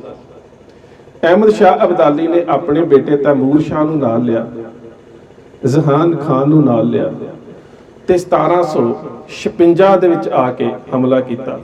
ਲਾਹੌਰ ਥੋੜੀ ਜਿਹੀ ਮੁੱਠ-ਭੇੜ ਹੋਈ। ਉਸ ਤੋਂ ਬਾਅਦ ਉਹ ਸਿੱਧਾ ਦਿੱਲੀ ਆਇਆ ਤੇ ਦਿੱਲੀ ਉਸ ਵੇਲੇ ਜਿਹੜਾ ਦਿੱਲੀ ਦਾ ਬਾਦਸ਼ਾਹ ਹੈ ਉਹ ਆਲਮਗੀਰ ਦੂਜਾ ਸੀ। ਇਹ ਔਰੰਗਜ਼ੇਬ ਦੇ ਬੇਟੇ ਬਹਾਦਰ ਸ਼ਾਹ ਦੇ ਬੇਟੇ ਜਹਾਂਦਾਰ ਖਾਨ ਦਾ ਅੱਗੋਂ ਬੇਟਾ ਸੀ। ਜਦੋਂ ਅਹਿਮਦ ਸ਼ਾਹ ਅਬਦਾਲੀ ਇੱਥੇ ਪਹੁੰਚਿਆ ਤੇ ਉਸ ਨੇ ਅੱਗੋਂ ਕੋਈ ਜ਼ਿਆਦਾ ਮੁਕਾਬਲਾ ਨਾ ਕੀਤਾ ਆਲਮਗੀਰ ਦੂਜੇ ਨੇ, ਤੇ ਉਸ ਨੇ ਕਹਿ ਦਿੱਤਾ ਕਿ ਮੇਰੇ ਖਜ਼ਾਨੇ ਤਾਂ ਤੇਰੇ ਲਈ ਖੁੱਲੇ ਨੇ, ਜੋ ਵੀ ਲਿਜਾਣਾ ਹੈ ਉਹ ਲਿਜਾ ਸਕਦਾ ਹੈ। ਖਜ਼ਾਨੇ ਤਾਂ ਕੀ, ਪਰਿਵਾਰ ਦੀਆਂ ਔਰਤਾਂ ਵੀ ਦੇ ਦਿੱਤੀਆਂ। ਇਸ ਸ਼ਾਹ ਮੁਹੰਮਦ ਨੇ ਆਪਣੀ ਬੇਟੀ ਹਜ਼ਰਤ ਬਾਨੋ 17 ਸਾਲ ਦੀ ਉਹਦੀ ਉਮਰ ਸੀ, ਅਹਿਮਦ ਸ਼ਾਹ ਅਬਦਾਲੀ ਨੂੰ ਦੇ ਦਿੱਤੀ। ਇਸ ਤੋਂ ਬਿਨਾਂ ਇਹਦੇ ਭਰਾ ਆਲਮਗੀਰ ਦੂਜੇ ਨੇ ਆਪਣੀ ਛੋਟੀ ਬੇਟੀ ਜਿਹਦੀ ਉਮਰ ਤਕਰੀਬਨ 16 ਕੁ ਸਾਲ ਸੀ, ਉਸ ਦਾ ਨਾਮ ਸੀ ਗੌਹਰ ਬਾਨੋ, ਉਸ ਨੂੰ ਗੌਹਰ ਅਫਰੋਜ਼ ਵੀ ਕਿਹਾ ਜਾਂਦਾ ਹੈ, ਉਹ ਅਹਿਮਦ ਸ਼ਾਹ ਅਬਦਾਲੀ ਦੇ ਬੇਟੇ ਨੂੰ ਦੇ ਦਿੱਤੀ। ਕੇਵਲ ਇਹ ਹੀ ਨਹੀਂ, ਇਹਨਾਂ ਦੇ 17 ਔਰੰਗਜ਼ੇਬ ਦੇ ਪਰਿਵਾਰ ਦੇ ਸ਼ਹਿਜ਼ਾਦਿਆਂ ਨੇ 17 ਸ਼ਹਿਜ਼ਾਦੀਆਂ ਅਹਿਮਦ ਸ਼ਾਹ ਅਬਦਾਲੀ ਨੂੰ ਦੇ ਦਿੱਤੀਆਂ। ਇਹ ਵੀ 17 ਛੱਡ ਦਿਓ, ਜਿਹੜੇ ਇਹਨਾਂ ਦੇ ਵਜ਼ੀਰ ਸੀ, ਜਿਹੜੇ ਅਮੀਰ ਸੀ, ਜਿਹੜੇ ਫੌਜਦਾਰ ਸੀ, ਉਹਨਾਂ ਨੇ ਆਪਣੀ 300 ਬੇਟੀ ਅਹਿਮਦ ਸ਼ਾਹ ਅਬਦਾਲੀ ਨੂੰ ਦੇ ਦਿੱਤੀ। ਇਹ ਵੇਖੋ ਇਸ ਦੇਸ਼ ਦੀ ਇੱਜ਼ਤ ਕਿ ਕਿਸ ਤਰ੍ਹਾਂ ਦੇ ਨਾਲ ਆਪਣੇ ਪਰਿਵਾਰ ਦੀਆਂ ਬੱਚੀਆਂ ਦੁਸ਼ਮਣ ਨੂੰ ਦਿੱਤੀਆਂ ਜਾ ਰਹੀਆਂ ਨੇ ਕਿ ਜਾਨ ਸਲਾਮਤ ਰਵੇ। ਤੇ ਜੰਗ ਕਿੰਨਾਂ ਦੇ ਨਾਲ ਲੜਨੀ ਹੈ? ਜਿਨ੍ਹਾਂ ਨੇ ਆਪਣੇ ਬੱਚਿਆਂ ਦੇ ਟੁਕੜੇ ਵੀ ਝੋਲੀਆਂ ਦੇ ਵਿੱਚ ਪਾ ਕੇ ਖੰਨੇ ਖੰਨੇ ਪ੍ਰਸ਼ਾਦੇ ਦੇ ਉੱਪਰ ਗੁਜ਼ਾਰਾ ਕਰ ਲਿਆ, ਪਰ ਧਰਮ ਨਹੀਂ ਛੱਡਿਆ। ਜੰਗ ਉਹਨਾਂ ਦੇ ਨਾਲ। ਇਹ ਤਾਂ ਦਿੱਤੀਆਂ ਹੀ ਦਿੱਤੀਆਂ, ਬਾਕੀ ਜਿਹੜੇ ਉਹਦੇ ਸਿਪਾਹੀ ਸੀ ਉਹਨਾਂ ਨੇ ਵੀ ਦਿੱਲੀ ਦੇ ਅਮੀਰਾਂ ਦੀਆਂ ਮਨਮਰਜ਼ੀ ਦੀਆਂ ਜਿਹੜੀਆਂ ਬੱਚੀਆਂ ਸੀ ਉਹ ਚੁੱਕੀਆਂ, ਤੇ ਉਹਨਾਂ ਦੀ ਗਿਣਤੀ ਹਜ਼ਾਰਾਂ ਦੇ ਵਿੱਚ ਸੀ। ਜਦੋਂ ਇੰਨੀ ਗਿਣਤੀ ਦੇ ਵਿੱਚ ਇਹ ਬੱਚੀਆਂ ਚੁੱਕ ਲਏ ਗਈਆਂ, ਉਸ ਵੇਲੇ ਅਹਿਮਦ ਸ਼ਾਹ ਅਬਦਾਲੀ ਨੂੰ ਆ ਕੇ ਮੀਰ ਮੰਨੂ ਦੀ ਜਿਹੜੀ ਪਤਨੀ ਹੈ ਮੁਗਲਾਨੀ ਬੇਗਮ, ਉਹ ਮਿਲਦੀ ਹੈ ਤੇ ਉਹ ਆ ਕੇ ਦੱਸਦੀ ਹੈ ਕਿ ਸਿਰਫ ਇਹੀ ਨਹੀਂ, ਦਿੱਲੀ ਦੇ ਵਿੱਚ ਬਹੁਤ ਖਜ਼ਾਨਾ ਪਿਆ। ਉਸਨੇ ਸਭ ਤੋਂ ਪਹਿਲਾਂ ਆਪਣੇ ਭਰਾ ਦਾ ਪਤਾ ਦਿੱਤਾ, ਕਹਿੰਦੀ ਮੇਰੇ ਭਰਾ ਦੇ ਘਰ ਖਜ਼ਾਨਾ ਪਿਆ। ਫਿਰ ਇੱਕ ਖਜ਼ਾਨ ਨੰਦ ਰਾਮ ਸੀ ਬ੍ਰਾਹਮਣ, ਉਹਦੇ ਘਰ ਬੜਾ ਖਜ਼ਾਨਾ ਪਿਆ ਸੀ। ਘੱਟੋ ਘੱਟ 7 ਘਰਾਂ ਦੇ ਉਹਨੇ ਪਤੇ ਦਿੱਤੇ, ਤੇ ਉਸ ਦੌਲਤ ਨੂੰ ਵੇਖ ਕੇ ਅਹਿਮਦ ਸ਼ਾਹ ਅਬਦਾਲੀ ਨੇ ਕਿਹਾ ਸੀ, ਮੈਂ ਜ਼ਿੰਦਗੀ ਦੇ ਵਿੱਚ ਪਹਿਲੀ ਵਾਰ ਇੰਨੀ ਦੌਲਤ ਵੇਖੀ ਹੈ। ਹੁਣ ਤੁਸੀਂ ਵੇਖੋ ਕਿ ਦਿੱਲੀ ਦੀ ਲੁੱਟ ਕਿਹਨੇ ਕਰਵਾਈ? ਇੱਥੋਂ ਦੇ ਹਾਕਮਾਂ ਨੇ, ਮੀਰ ਮੰਨੂ ਦੀ ਪਤਨੀ ਨੇ ਕੱਲੇ ਕੱਲੇ ਘਰ ਦਾ ਪਤਾ ਦਿੱਤਾ। ਔਰ ਉਹ ਦੌਲਤ ਕਿੰਨੀ ਹੋਵੇਗੀ ਕਿ ਉਸ ਸਮੇਂ ਫਾਰਸੀ ਸਰੋਤਾਂ ਦੇ ਸ਼ਬਦ ਨੇ ਕਿ ਉਸ ਦੌਲਤ ਨੂੰ ਵੇਖ ਕੇ ਅਹਿਮਦ ਸ਼ਾਹ ਅਬਦਾਲੀ ਦੀਆਂ ਅੱਖਾਂ ਝੁੰਧਿਆ ਗਈਆਂ, ਤੇ ਉਹਨੇ ਇਹ ਗੱਲ ਕਹੀ ਕਿ ਮੈਂ ਆਪਣੀ ਜ਼ਿੰਦਗੀ ਦੇ ਵਿੱਚ ਕਦੀ ਇੰਨੀ ਦੌਲਤ, ਇੰਨੇ ਹੀਰੇ ਜਵਾਹਰਾਤ, ਇੰਨਾ ਸੋਨਾ, ਇੰਨਾ ਚਾਂਦੀ ਮੈਂ ਨਹੀਂ ਵੇਖਿਆ। ਸਾਰਾ ਲੁੱਟ ਕੇ ਵਾਪਸ ਤੁਰਿਆ। ਜਦੋਂ ਵਾਪਸ ਤੁਰਿਆ ਤਾਂ ਉਸ ਵੇਲੇ ਰਾਜਾ ਸ਼ਾਹ ਮੁਹੰਮਦ, ਜਿਸ ਦੀ ਬੇਟੀ ਅਬਦਾਲੀ ਨੇ ਆਪਣੇ ਵਾਸਤੇ ਚੁਣੀ ਸੀ, ਉਹਦੀ ਜਿਹੜੀ ਮਾਂ ਸੀ ਜ਼ਮਾਨੀ ਬੇਗਮ, ਉਹ ਕਹਿੰਦੀ ਹੈ ਕਿ ਮੇਰਾ ਪਤੀ ਮਰ ਚੁੱਕਾ ਹੈ, ਮੈਂ ਇਕੱਲੀ ਰਹਿ ਚੁੱਕੀ ਹਾਂ, ਮੈਂ ਵੀ ਇੱਥੇ ਨਹੀਂ ਰਹਿ ਸਕਦੀ। ਅਬਦਾਲੀ ਨੂੰ ਕਹਿੰਦੀ ਮੈਨੂੰ ਵੀ ਨਾਲ ਲੈ ਜਾ। ਮਾਂ ਵੀ ਨਾਲ ਹੀ ਤੁਰ ਗਈ। ਇਹ ਜਦੋਂ ਮਾਂ ਵੀ ਨਾਲ ਆ ਗਈ, ਤੇ ਜਦੋਂ ਇਹ ਮਾਂ ਆਈ ਜੰਮੂ ਦੇ ਕੋਲ, ਤੇ ਇਹਨੇ ਤੁਰਨ ਲੱਗਿਆ ਇੱਕ ਕੰਮ ਕੀਤਾ। ਇਹ ਬੜੀ ਅਹਿਮ ਗੱਲ ਜੇ, ਤੁਹਾਡੇ ਇਲਾਕੇ ਨਾਲ ਸੰਬੰਧ ਰੱਖੀ ਦੀ ਜੇ, ਪਤਾ ਕਿਸੇ ਨੂੰ ਨਹੀਂ ਜੇ। ਉਹ ਗੱਲ ਇਹ ਹੈ ਕਿ ਜਦੋਂ ਇਹ ਤੁਰਨ ਲੱਗੀ, ਤੇ ਤੁਹਾਨੂੰ ਪਤਾ ਹੈ ਕਿ ਜਿਹੜਾ ਬਾਬਰ ਹੈ, ਇਹਦੇ ਪਰਿਵਾਰ ਦੇ ਵਿੱਚੋਂ ਇਹ ਪਰਿਵਾਰ ਸੀ ਔਰੰਗਜ਼ੇਬ, ਤੇ ਬਾਬਰ ਦੇ ਜਿਹੜੇ ਵਡੇਰੇ ਸੀ, ਜਦੋਂ ਇਹਨਾਂ ਨੇ ਸੀਰੀਆ ਫਤਿਹ ਕੀਤਾ ਸੀ ਨਾ, ਤੇ ਸੀਰੀਆ ਦੀ ਰਾਜਧਾਨੀ ਦੇ ਵਿੱਚ ਇਸਲਾਮ ਧਰਮ ਦੇ ਬਾਨੀ ਹਜ਼ਰਤ ਮੁਹੰਮਦ ਸਾਹਿਬ ਦੀਆਂ ਬਹੁਤ ਸਾਰੀਆਂ ਯਾਦਾਂ ਪਈਆਂ ਸੀ। ਉਹਨਾਂ ਦੇ ਜੋੜਾ ਪਿਆ ਸੀ ਪੈਰੀ ਪਾਉਣ ਵਾਲਾ, ਉਹਨਾਂ ਦੀ ਦਸਤਾਰ ਪਈ ਸੀ, ਉਹਨਾਂ ਦੀ ਬੇਟੀ ਦੇ ਬਸਤਰ ਪਏ ਸੀ, ਬੇਟੀ ਦਾ ਰੁਮਾਲ ਪਿਆ ਸੀ, ਉਹਨਾਂ ਦੇ ਜਿਹੜੇ ਸ਼ਹੀਦ ਹੋ ਚੁੱਕੇ ਦੋਤਰੇ ਹਸਨ ਤੇ ਹੁਸੈਨ, ਉਹਨਾਂ ਦੀਆਂ ਯਾਦਾਂ ਪਈਆਂ ਸੀ, ਉਹਨਾਂ ਦਾ ਜਵਾਈ ਹਜ਼ਰਤ ਅਲੀ ਜਿਹੜਾ ਉਹਦਾ ਡੰਡਾ ਪਿਆ ਸੀ, ਬਹੁਤ ਕੁਝ। ਇਹ 38 ਚੀਜ਼ਾਂ ਜਿਹੜੀਆਂ ਸੀ ਬਾਬਰ ਦੇ ਦਰਬਾਰ ਦੇ ਵਿੱਚ ਪਈਆਂ ਸੀ, ਜਿਨ੍ਹਾਂ ਦਾ ਸੰਬੰਧ ਹਜ਼ਰਤ ਮੁਹੰਮਦ ਸਾਹਿਬ ਦੇ ਖਾਨਦਾਨ ਦੇ ਨਾਲ ਸੀ। ਉਹਨਾਂ ਚੋਂ 7 ਚੀਜ਼ਾਂ ਜਿਹੜੀਆਂ ਨੇ, ਪੀਰ ਦਸਤਗੀਰ, ਜਿਨ੍ਹਾਂ ਦਾ ਜ਼ਿਕਰ ਗੁਰੂ ਨਾਨਕ ਸਾਹਿਬ ਦੇ ਨਾਲ ਚਰਚਾ ਦੇ ਨਾਲ ਨਾ ਪੁੱਛਿਆ ਫਿਰ ਕਿ ਦਸਤਗੀਰ ਕੌਣ, ਫਕੀਰ ਕਿਸਕਾ ਕਰਹਾਨਾ, ਉਹ ਜਿਹੜਾ ਪੀਰ ਦਸਤਗੀਰ ਹੈ ਸੈਯਦ ਅਹਿਮਦ ਗਿਲਾਨੀ, 7 ਚੀਜ਼ਾਂ ਉਹਦੀਆਂ ਵੀ ਬਾਬਰ ਦੇ ਖਾਨਦਾਨ ਦੇ ਕੋਲ ਪਈਆਂ ਸੀ। ਉਸ ਬੀਬੀ ਨੇ ਸੋਚਿਆ ਕਿ ਮਾਲ ਮੱਤਾ ਇਹ ਸਭ ਕੁਝ ਤਾਂ ਅਹਿਮਦ ਸ਼ਾਹ ਅਬਦਾਲੀ ਨੇ ਲੁੱਟ ਲਿਆ, ਪਰ ਆਹ ਜਿਹੜੇ ਧਾਰਮਿਕ ਤਬਰੁਕਾਤ ਨੇ, ਜਿਹੜੇ ਧਾਰਮਿਕ ਚੀਜ਼ਾਂ ਨੇ, ਜਿਹੜੇ ਧਾਰਮਿਕ ਆਰਟੀਫੈਕਟ ਨੇ, ਇਹ ਮੈਂ ਆਪਣੇ ਨਾਲ ਲੈ ਜਾਵਾਂ, ਕਿਉਂਕਿ ਸਾਡੇ ਪਰਿਵਾਰ ਦੀ ਜਿਹੜੀ ਹੈ ਇਹ ਅਮਾਨਤ ਹੈ, ਸਾਡੇ ਪਰਿਵਾਰ ਦੀ ਦੌਲਤ ਹੈ। ਅਬਦਾਲੀ ਨੂੰ ਇਸ ਚੀਜ਼ ਤੇ ਕੋਈ ਇਤਰਾਜ਼ ਨਹੀਂ ਸੀ, ਕਿਉਂਕਿ ਇਹ ਚੀਜ਼ਾਂ ਕੋਈ ਮੁੱਲ ਵਿਕਣ ਵਾਲੀਆਂ, ਕੋਈ ਹੀਰਾ ਸੋਨਾ ਨਹੀਂ ਸੀ। ਰੁਮਾਲ ਸੀ, ਇੱਕ ਪਗੜੀ ਸੀ, ਇੱਕ ਝੰਡਾ ਸੀ, ਇੱਕ ਗੋਦੜੀ ਸੀ, ਇੱਕ ਡੰਡਾ ਸੀ, ਇਵੇਂ ਦੀਆਂ ਚੀਜ਼ਾਂ ਸੀ। ਉਸਨੇ ਨਾਲ ਲੈ ਲਈਆਂ। ਜੰਮੂ ਦੇ ਕੋਲ ਆਈ, ਤਬੀਅਤ ਖਰਾਬ ਹੋ ਗਈ, ਇੱਥੇ ਰੁਕ ਗਈ, ਇੰਨੀ ਜ਼ਿਆਦਾ ਬਿਮਾਰ ਹੋ ਗਈ ਕਿ ਉਹਦੇ ਕੋਲ ਹੁਣ ਕੋਈ ਸਾਧਨ ਨਹੀਂ ਸੀ ਰੋਜੀ ਰੋਟੀ ਦਾ। ਉਹਨੇ ਉਸ ਵੇਲੇ ਕਿਸੇ ਨਾਲ ਗੱਲ ਕੀਤੀ ਕਿ ਮੇਰੇ ਕੋਲ ਇੰਨਾ ਕੁਝ ਹੈ ਪੁਰਾਤਨ ਇਤਿਹਾਸ ਦਾ, ਜੇਕਰ ਮੈਨੂੰ ਕੋਈ 25,000 ਰੁਪਈਆ ਦੇ ਦੇਵੇ ਨਾ, ਤੇ ਇਹ ਮੈਂ ਸਾਰਾ ਸਮਾਨ ਉਸ ਨੂੰ ਸੌਂਪ ਸਕਦੀ ਹਾਂ। ਰਾਮਨਗਰ, ਜਿਸ ਨੂੰ ਪਹਿਲਾਂ ਰਸੂਲਪੁਰ ਕਿਹਾ ਜਾਂਦਾ ਸੀ, ਜਿੱਥੋਂ ਦੇ ਚੱਠੇ ਸੀ, ਜਿੱਥੋਂ ਦੇ ਹਸ਼ਮਤ ਖਾਨ ਚੱਠੇ ਦਾ ਸਿਰ ਮਹਾਰਾਜਾ ਰਣਜੀਤ ਸਿੰਘ ਨੇ 14 ਸਾਲ ਦੀ ਉਮਰ 'ਚ ਵੱਢਿਆ ਸੀ। ਇਹਨਾਂ ਚੱਠੇ ਪਰਿਵਾਰ ਨੂੰ ਪਤਾ ਲੱਗਾ, ਰਾਮਨਗਰ ਵਾਲਿਆਂ ਨੂੰ, ਕਿ ਜੰਮੂ ਦੇ ਵਿੱਚ ਬਾਬਰ ਦੇ ਖਾਨਦਾਨ ਦੇ ਵਿੱਚੋਂ ਇੱਕ ਬੇਗਮ ਆਈ ਆ, ਉਹਦੇ ਕੋਲ ਇੰਨੇ ਪੁਰਾਣਾ ਕੀਮਤੀ ਸਮਾਨ ਹੈ। ਉਹਨਾਂ ਨੇ ਉਹ ਪੈਸੇ ਦੇ ਕੇ ਸਾਰਾ ਖਰੀਦ ਲਿਆ। ਤੇ ਜਿਸ ਵੇਲੇ ਸ਼ੇਰੇ ਪੰਜਾਬ ਮਹਾਰਾਜਾ ਰਣਜੀਤ ਸਿੰਘ ਦੇ ਪਿਤਾ ਸਰਦਾਰ ਮਾਹ ਸਿੰਘ ਨੇ ਰਾਮਨਗਰ ਦੇ ਉੱਪਰ ਕਬਜ਼ਾ ਕੀਤਾ ਤੇ ਉਹ ਸਾਰਾ ਸਮਾਨ ਆ ਗਿਆ ਭਾਈ ਮਹਾਂ ਸਿੰਘ ਦੇ ਕੋਲ। ਹੁਣ ਤੁਸੀਂ ਖਿਆਲ ਕਰੋ, ਇਸਲਾਮ ਧਰਮ ਦੇ ਬਾਨੀ ਹਜ਼ਰਤ ਮੁਹੰਮਦ ਸਾਹਿਬ ਦੇ ਨਾਲ ਉਸ ਸਮਾਨ ਦਾ ਸੰਬੰਧ ਹੈ। ਸਿੱਖਾਂ ਨੇ ਕੀ ਕਰਨਾ ਹੈ? ਸਾਡੇ ਧਰਮ ਤਾਂ, ਸਾਡੇ ਇਤਿਹਾਸ ਦੇ ਵਿੱਚ ਤਾਂ ਕੋਈ ਅਹਿਮੀਅਤ ਨਹੀਂ ਨਾ ਉਹਦੀ, ਪਰ ਭਾਈ ਮਹਾਂ ਸਿੰਘ ਨੇ ਉਹਦੇ ਵਾਸਤੇ ਇੱਕ ਵੱਖਰਾ ਕਮਰਾ ਬਣਾਇਆ ਕਿ ਇਹ ਬੇਸ਼ੱਕ ਮੇਰੇ ਧਰਮ ਦਾ ਨਹੀਂ, ਬੇਸ਼ੱਕ ਮੇਰੇ ਦੁਸ਼ਮਣ ਦੇ ਧਰਮ ਦਾ ਹੈ, ਪਰ ਇਹ ਉਹਨਾਂ ਦੇ ਧਰਮ ਦਾ ਕੀਮਤੀ ਸਮਾਨ ਹੈ, ਮੈਂ ਇਸ ਨੂੰ ਖਰਾਬ ਨਹੀਂ ਹੋਣ ਦੇਵਾਂਗਾ। ਉਸ ਤੋਂ ਬਾਅਦ ਸਰਦਾਰ ਮਾਹ ਸਿੰਘ ਦੀ ਮੌਤ ਹੁੰਦੀ ਹੈ ਤੇ ਉਹ ਸਾਰਾ ਸਮਾਨ ਆ ਜਾਂਦਾ ਸ਼ੇਰੇ ਪੰਜਾਬ ਮਹਾਰਾਜਾ ਰਣਜੀਤ ਸਿੰਘ ਦੇ ਕੋਲ। ਸ਼ੇਰੇ ਪੰਜਾਬ ਮਹਾਰਾਜਾ ਰਣਜੀਤ ਸਿੰਘ ਨੂੰ ਜਦੋਂ ਪਤਾ ਲੱਗਾ ਕਿ ਜਿਸ ਇਲਾਕੇ ਦੇ ਵਿੱਚ ਮੈਂ ਹਾਂ, ਇਸ ਇਲਾਕੇ ਦੇ ਉੱਪਰ ਜੇਕਰ ਦੁਸ਼ਮਣ ਹਮਲਾ ਕਰੇ ਤਾਂ ਇਹ ਸਮਾਨ ਜਿਹੜਾ ਇਹ ਬਰਬਾਦ ਹੋ ਸਕਦਾ ਹੈ, ਉਸ ਨੇ ਆਪਣੀ ਸੱਸ ਬੀਬੀ ਮਹਿਤਾਬ ਕੌਰ ਦੀ ਮਾਤਾ ਬੀਬੀ ਸਦਾ ਕੌਰ ਨੂੰ ਦੇ ਦਿੱਤਾ। ਬੀਬੀ ਸਦਾ ਕੌਰ ਸਾਰਾ ਸਮਾਨ ਲੈ ਕੇ ਆ ਗਈ ਮੁਕੇਰੀਆਂ, ਮੁਕੇਰੀਆਂ ਉਸ ਦੀ ਬਾਰਾਦਰੀ ਹੋਇਆ ਕਰਦੀ ਸੀ। ਔਰ ਤੁਸੀਂ ਹੈਰਾਨ ਹੋਵੋਗੇ ਕਿ ਇਹ ਜਿਹੜਾ ਸਾਰਾ ਸਮਾਨ ਹੈ ਇਹ ਬੀਬੀ ਸਦਾ ਕੌਰ ਦੇ ਘਰ ਪਿਆ ਹੁੰਦਾ ਸੀ ਤੇ ਇਸ ਸਾਰੇ ਇਲਾਕੇ ਦੇ ਜਿਹੜੇ ਮੁਸਲਮਾਨ ਸੀ ਉਹਦੇ ਘਰ ਜ਼ਿਆਰਤ ਕਰਨ ਜਾਂਦੇ ਸੀ, ਯਾਤਰਾ ਕਰਨ ਜਾਂਦੇ ਸੀ, ਦਰਸ਼ਨ ਕਰਨ ਜਾਂਦੇ ਸੀ। ਬੀਬੀ ਸਦਾ ਕੌਰ ਤੋਂ ਬਾਅਦ ਇਹ ਸਮਾਨ ਜਿਹੜਾ ਸੀ, ਇਹ ਸਾਰਾ ਸਮਾਨ ਉਸ ਦੇ ਪੋਤਰੇ ਤੇ ਮਹਿਤਾਬ ਕੌਰ ਦੇ ਪੁੱਤਰ ਮਹਾਰਾਜਾ ਸ਼ੇਰ ਸਿੰਘ ਦੇ ਹੱਥ ਆਇਆ ਤੇ ਸ਼ੇਰ ਸਿੰਘ ਇਸ ਨੂੰ ਬਟਾਲੇ ਲੈ ਗਿਆ, ਜਿੱਥੇ ਅੱਜ ਬੇਰਿੰਗ ਕਾਲਜ ਹੈ। ਉੱਥੋਂ ਦਾ ਵੀ ਜ਼ਿਕਰ ਮਿਲਦਾ ਹੈ ਕਿ ਮੁਸਲਮਾਨ ਪਰਿਵਾਰ ਉੱਥੇ ਆ ਕੇ ਇਹਨਾਂ ਧਾਰਮਿਕ ਚੀਜ਼ਾਂ ਦੇ ਦੀਦਾਰ ਕਰਿਆ ਕਰਦੇ ਸੀ। ਉਸ ਤੋਂ ਬਾਅਦ ਜਦੋਂ ਸ਼ੇਰ ਸਿੰਘ ਕੁਛ ਚਿਰ ਲਈ ਮਹਾਰਾਜਾ ਬਣਿਆ ਲਾਹੌਰ ਦਾ, ਇਹ ਸਾਰਾ ਸਮਾਨ ਉੱਥੇ ਲੈ ਗਿਆ। ਲਾਹੌਰ ਦੇ ਵਿੱਚ ਜੋ ਕੁਝ ਹੋਇਆ, ਜਿਸ ਤਰ੍ਹਾਂ ਦੇ ਨਾਲ ਪਰਿਵਾਰ ਦੇ ਕਤਲ ਹੋਏ ਨੇ, ਉਸ ਦੇ ਬਾਰੇ ਤੁਸੀਂ ਸਾਰੇ ਜਾਣਦੇ ਹੋ। ਸਾਰੇ ਪਰਿਵਾਰ ਦੇ ਕਤਲੇਆਮ ਤੋਂ ਬਾਅਦ ਇਹ ਜਿਹੜਾ ਸਾਰਾ ਸਮਾਨ ਸੀ ਮਹਾਰਾਣੀ ਜਿੰਦਾਂ ਦੇ ਕੋਲ ਆ ਗਿਆ ਤੇ ਮਹਾਰਾਣੀ ਜਿੰਦਾਂ ਨੂੰ ਜਿਸ ਵੇਲੇ ਦੇਸ਼ ਨਿਕਾਲਾ ਦਿੱਤਾ ਗਿਆ ਤਾਂ ਉਸ ਵੇਲੇ ਮੌਲਵੀ ਨੂਰਦੀਨ ਨੂੰ ਇਹ ਜਿਹੜਾ ਸਮਾਨ ਸਾਰਾ ਅੰਗਰੇਜ਼ ਅਫਸਰਾਂ ਨੇ ਸੌਂਪਿਆ, ਜਿਹੜਾ ਅੱਜ ਲਾਹੌਰ ਦੀ ਬਾਦਸ਼ਾਹੀ ਮਸਜਿਦ ਦੇ ਵਿੱਚ ਪਿਆ। ਜੇਕਰ ਸ਼ੇਰੇ ਪੰਜਾਬ ਮਹਾਰਾਜਾ ਰਣਜੀਤ ਸਿੰਘ ਦੇ ਪਰਿਵਾਰ ਨੇ ਉਹ ਸਮਾਨ ਨਾ ਸੰਭਿਆ ਹੁੰਦਾ ਤਾਂ ਇਸ ਖਿੱਤੇ ਦੇ ਕਿਸੇ ਵੀ ਮੁਸਲਮਾਨ ਦੇ ਕੋਲ ਮੁਹੰਮਦ ਸਾਹਿਬ ਦੀ ਕੋਈ ਵੀ ਯਾਦ ਨਹੀਂ ਸੀ। ਇਹ ਜਿੰਨਾ ਵੀ ਸਮਾਨ ਲਾਹੌਰ ਦੀ ਬਾਦਸ਼ਾਹੀ ਮਸਜਿਦ ਦੇ ਵਿੱਚ ਪਿਆ ਹੈ, ਉਹ ਸਾਰਾ ਸ਼ੇਰੇ ਪੰਜਾਬ ਮਹਾਰਾਜਾ ਰਣਜੀਤ ਸਿੰਘ ਦੇ ਪਰਿਵਾਰ ਦਾ ਸਾਂਭਿਆ ਹੋਇਆ। ਖੈਰ, ਅਹਿਮਦ ਸ਼ਾਹ ਅਬਦਾਲੀ ਨੂੰ ਸਿੰਘਾਂ ਨੇ ਰਾਹ ਦੇ ਵਿੱਚ ਲੁੱਟਿਆ। ਮਨ ਦੇ ਵਿੱਚ ਗੁੱਸਾ ਬੜਾ ਆਇਆ। ਰਾਹ ਦੇ ਵਿੱਚ ਜਦੋਂ ਇਸਨੇ ਪੁੱਛਿਆ ਕਿ ਕੌਣ ਨੇ ਲੁੱਟਣ ਵਾਲੇ, ਕਿਉਂ ਹਰ ਵਾਰੀ ਮੈਨੂੰ ਲੁੱਟਦੇ ਨੇ, ਤੇ ਜਦੋਂ ਇਹ ਜਵਾਬ ਮਿਲਿਆ ਕਿ ਮੁਰਸ਼ਿਦ ਇਨਕਾ ਵਲੀ ਪਇਓ ਹੈ, ਇਨਕੋ ਆਬੇ ਹਯਾਤ ਦਿਓ ਹੈ, ਤਾਂ ਉਸ ਨੇ ਕਿਹਾ ਕਿ ਮੈਂ ਤੇ ਵਾਪਸ ਜਾ ਰਿਹਾ, ਪਰ ਮੈਂ ਆਪਣੇ ਬੇਟੇ ਤੈਮੂਰ ਸ਼ਾਹ ਨੂੰ ਤੇ ਉਸ ਦੇ ਫੌਜਦਾਰ ਜਿਸ ਨੂੰ ਲਾਹੌਰ ਦਾ ਸਾਰਾ ਇਲਾਕਾ ਦਿੱਤਾ ਗਿਆ, ਜਹਾਨ ਖਾਨ ਨੂੰ ਇੱਥੇ ਛੱਡ ਕੇ ਜਾ ਰਿਹਾ। ਇਹਨਾਂ ਦੋਵਾਂ ਨੂੰ ਇੱਥੇ ਛੱਡ ਕੇ ਅਹਿਮਦ ਸ਼ਾਹ ਅਬਦਾਲੀ ਜਿਹੜਾ ਸੀ ਉਹ ਚਲਾ ਗਿਆ ਵਾਪਸ।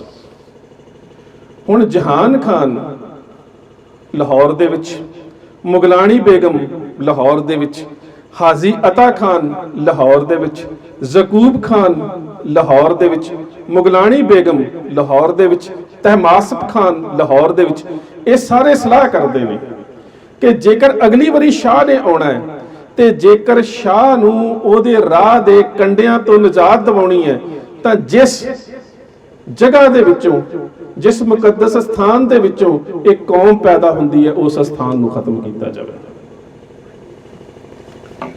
ਤਹਿਮਾਸਪ ਖਾਨੇ ਦਾ ਲਿਖਾਰੀ ਆਪਣੀ ਫਾਰਸੀ ਦੀ ਕਿਤਾਬ 'ਚ ਇਸ ਦਾ ਜ਼ਿਕਰ ਕਰਦਾ ਹੈ। ਮਸ਼ਵਰਾ ਹੋਇਆ ਔਰ ਅਖੀਰ ਇਹ ਸਲਾਹ ਕੀਤੀ ਗਈ ਕਿ ਸ੍ਰੀ ਹਰਿਮੰਦਰ ਸਾਹਿਬ ਦਾ ਜਿਹੜਾ ਅੰਮ੍ਰਿਤ ਸਰੋਵਰ ਹੈ ਉਸ ਨੂੰ ਪੂਰ ਦਿੱਤਾ ਜਾਵੇ। ਇਹਦੇ ਵਾਸਤੇ ਹਾਜੀ ਅਤਾ ਖਾਨ, ਇਸ ਦਾ ਜ਼ਿਕਰ ਸਿੱਖ ਸਰੋਤਾਂ 'ਚ ਨਹੀਂ ਮਿਲਦਾ, ਇਸ ਦਾ ਜ਼ਿਕਰ ਕੇਵਲ ਤੇ ਕੇਵਲ ਤਹਿਮਾਸਨਾਮੇ ਨੇ ਕੀਤਾ ਔਰ ਇਹਦੀ ਬੜੀ ਵੱਡੀ ਭੂਮਿਕਾ ਹੈ ਇਸ ਜੰਗ ਦੇ ਵਿੱਚ, ਪਰ ਸਾਡੇ ਕਿਸੇ ਵੀ ਸਿੱਖ ਸਰੋਤ ਦੇ ਵਿੱਚ ਇਸ ਦਾ ਜ਼ਿਕਰ ਨਹੀਂ ਮਿਲਦਾ। ਹੁਣ ਅਸੀਂ ਤਹਿਮਾਸ ਖਾਨ ਦੀ ਗੱਲ ਕਰੀਏ। ਤਹਿਮਾਸ ਖਾਨ ਦਾ ਪਹਿਲਾ ਨਾਮ ਜ਼ਾਕਿਰ ਸੀ। ਜਦੋਂ ਨਾਦਰ ਸ਼ਾਹ ਪਹਿਲੀ ਵਾਰੀ ਹਿੰਦੁਸਤਾਨ ਵਾਲੇ ਪਾਸੇ ਆਇਆ ਤੇ ਬੜਾ ਛੋਟਾ ਜਿਹਾ ਸੀ, ਇਸ ਨੂੰ ਨਾਦਰ ਸ਼ਾਹ ਦੇ ਜਰਨੈਲਾਂ ਨੇ ਚੁੱਕ ਲਿਆ ਤੇ ਇਸ ਪਾਸੇ ਲੈ ਆਏ। ਜਦੋਂ ਨਾਦਰ ਸ਼ਾਹ ਵਾਪਸ ਚਲਾ ਗਿਆ ਤਾਂ ਉਹਨਾਂ ਨੇ ਇਹ ਜਿਹੜਾ ਸੀਗਾ ਇਸ ਨੂੰ ਆਪਣੇ ਕੋਲ ਰੱਖ ਲਿਆ। ਜ਼ਾਕਰ ਨੂੰ, ਜ਼ਾਕਰ ਜੇ ਬੱਚਾ ਸੀ, ਹੌਲੀ ਹੌਲੀ ਜਵਾਨ ਹੁੰਦਾ ਗਿਆ। ਉਸ ਤੋਂ ਬਾਅਦ ਇਸ ਜ਼ਾਕਰ ਨੂੰ ਨਾਦਰ ਸ਼ਾਹ ਦੇ ਜਰਨੈਲਾਂ ਨੇ ਮੀਰ ਮੰਨੂ ਨੂੰ ਦੇ ਦਿੱਤਾ ਤੇ ਮੀਰ ਮੰਨੂ ਨੇ ਇਸ ਦਾ ਨਾਮ ਜ਼ਾਕਰ ਤੋਂ ਬਦਲ ਕੇ ਰੱਖ ਦਿੱਤਾ ਤੈਮੂਰਸ। ਜਦੋਂ ਤੈਮੂਰਸ ਨਾਮ ਰੱਖਿਆ ਤਾਂ ਇਹਨੇ ਕਿਹਾ ਮੇਰਾ ਨਾਮ ਬੜਾ ਵੱਡਾ ਰੱਖ ਦਿੱਤਾ ਹੈ। ਉਸ ਤੋਂ ਬਾਅਦ ਇਹਦਾ ਨਾਮ ਰੱਖ ਦਿੱਤਾ ਤੈਮੂਰ ਖਾਨ। ਤੇ ਜਦੋਂ ਅਹਿਮਦ ਸ਼ਾਹ ਅਬਦਾਲੀ ਦਾ ਬੇਟਾ ਵੀ ਇਸ ਇਲਾਕੇ ਦੇ ਵਿੱਚ ਆ ਗਿਆ, ਤੈਮੂਰ ਸ਼ਾਹ, ਤਾਂ ਉਸ ਵੇਲੇ ਉਸਨੇ ਇਤਰਾਜ਼ ਕੀਤਾ ਕਿ ਅਹਿਮਦ ਸ਼ਾਹ ਅਬਦਾਲੀ ਦੇ ਪੁੱਤ ਦਾ ਨਾਮ ਹੀ ਤੈਮੂਰ ਤੇ ਮੀਰ ਮੰਨੂ ਦੀ ਘਰ ਵਾਲੀ ਦੇ ਨੌਕਰ ਦਾ ਨਾਮ ਹੀ ਤੈਮੂਰ, ਇਸ ਦਾ ਨਾਮ ਬਦਲਿਆ ਜਾਵੇ। ਇਸ ਦਾ ਨਾਮ ਰੱਖਿਆ ਗਿਆ ਤਹਿਮਾਸ ਖਾਨ। ਇਹ ਲਾਹੌਰ ਵੀ ਰਿਹਾ। ਉਸ ਤੋਂ ਬਾਅਦ ਨਜੀਬੋ ਦੌਲਾ ਦੇ ਸਮੇਂ ਜਾਂ ਫਿਰ ਜ਼ਾਬੀਤਾ ਖਾਨ ਦੇ ਸਮੇਂ ਇਹ ਦਿੱਲੀ ਦੇ ਵਿੱਚ ਵੀ ਰਿਹਾ। ਇਸ ਦੀ ਫਾਰਸੀ ਦੀ ਕਿਤਾਬ ਹੈ ਤਹਿਮਾਸਨਾਮਾ। ਇਸ ਨੇ ਬਾਬਾ ਦੀਪ ਸਿੰਘ ਹੁਣਾਂ ਵਾਲੀ ਜੰਗ ਦੇ ਵਿੱਚ ਬਾਬਾ ਦੀਪ ਸਿੰਘ ਹੁਣਾਂ ਦਾ ਨਾਮ ਤਾਂ ਨਹੀਂ ਲਿਖਿਆ, ਪਰ ਉਸ ਜੰਗ ਦੇ ਵਿੱਚ ਜੋ ਮੁਗਲਾਂ ਦੇ ਹਾਲ ਹੋਏ ਹੋਣਗੇ, ਜੋ ਹਾਲਾਤ ਕੀਤੇ ਹੋਣਗੇ ਸਿੰਘਾਂ ਨੇ, ਉਸ ਦਾ ਜੇਕਰ ਸਾਡੇ ਕੋਲ ਸਭ ਤੋਂ ਪਹਿਲਾ ਤੇ ਸਭ ਤੋਂ ਪੁਰਾਣਾ ਤੇ ਅਥੈਂਟਿਕ ਜਿਹੜਾ ਸਰੋਤ ਹੈ ਉਹ ਤਹਿਮਾਸਨਾਮਾ ਹੈ, ਜਿਹੜਾ ਮੌਕੇ ਦੇ ਉੱਪਰ ਉਸ ਬੰਦੇ ਨੇ ਲਿਖਿਆ ਜਿਹੜਾ ਜੰਗ ਦੇ ਵਿੱਚ ਲੜ ਰਿਹਾ, ਜਿਸ ਨੂੰ ਸੁਨੇਹਾ ਆਉਂਦਾ ਹੈ ਅੰਮ੍ਰਿਤਸਰ ਦਾ ਅੰਮ੍ਰਿਤ ਸਰੋਵਰ ਪੂਰਨ ਦੇ ਵਾਸਤੇ। ਉਸ ਤੋਂ ਬਾਅਦ ਮਾਝੇ ਦਾ ਇੱਕ ਸਿੰਘ ਬਾਬਾ ਦੀਪ ਸਿੰਘ ਹੁਣਾਂ ਦੇ ਕੋਲ ਜਾ ਕੇ ਪਹੁੰਚਦਾ ਹੈ।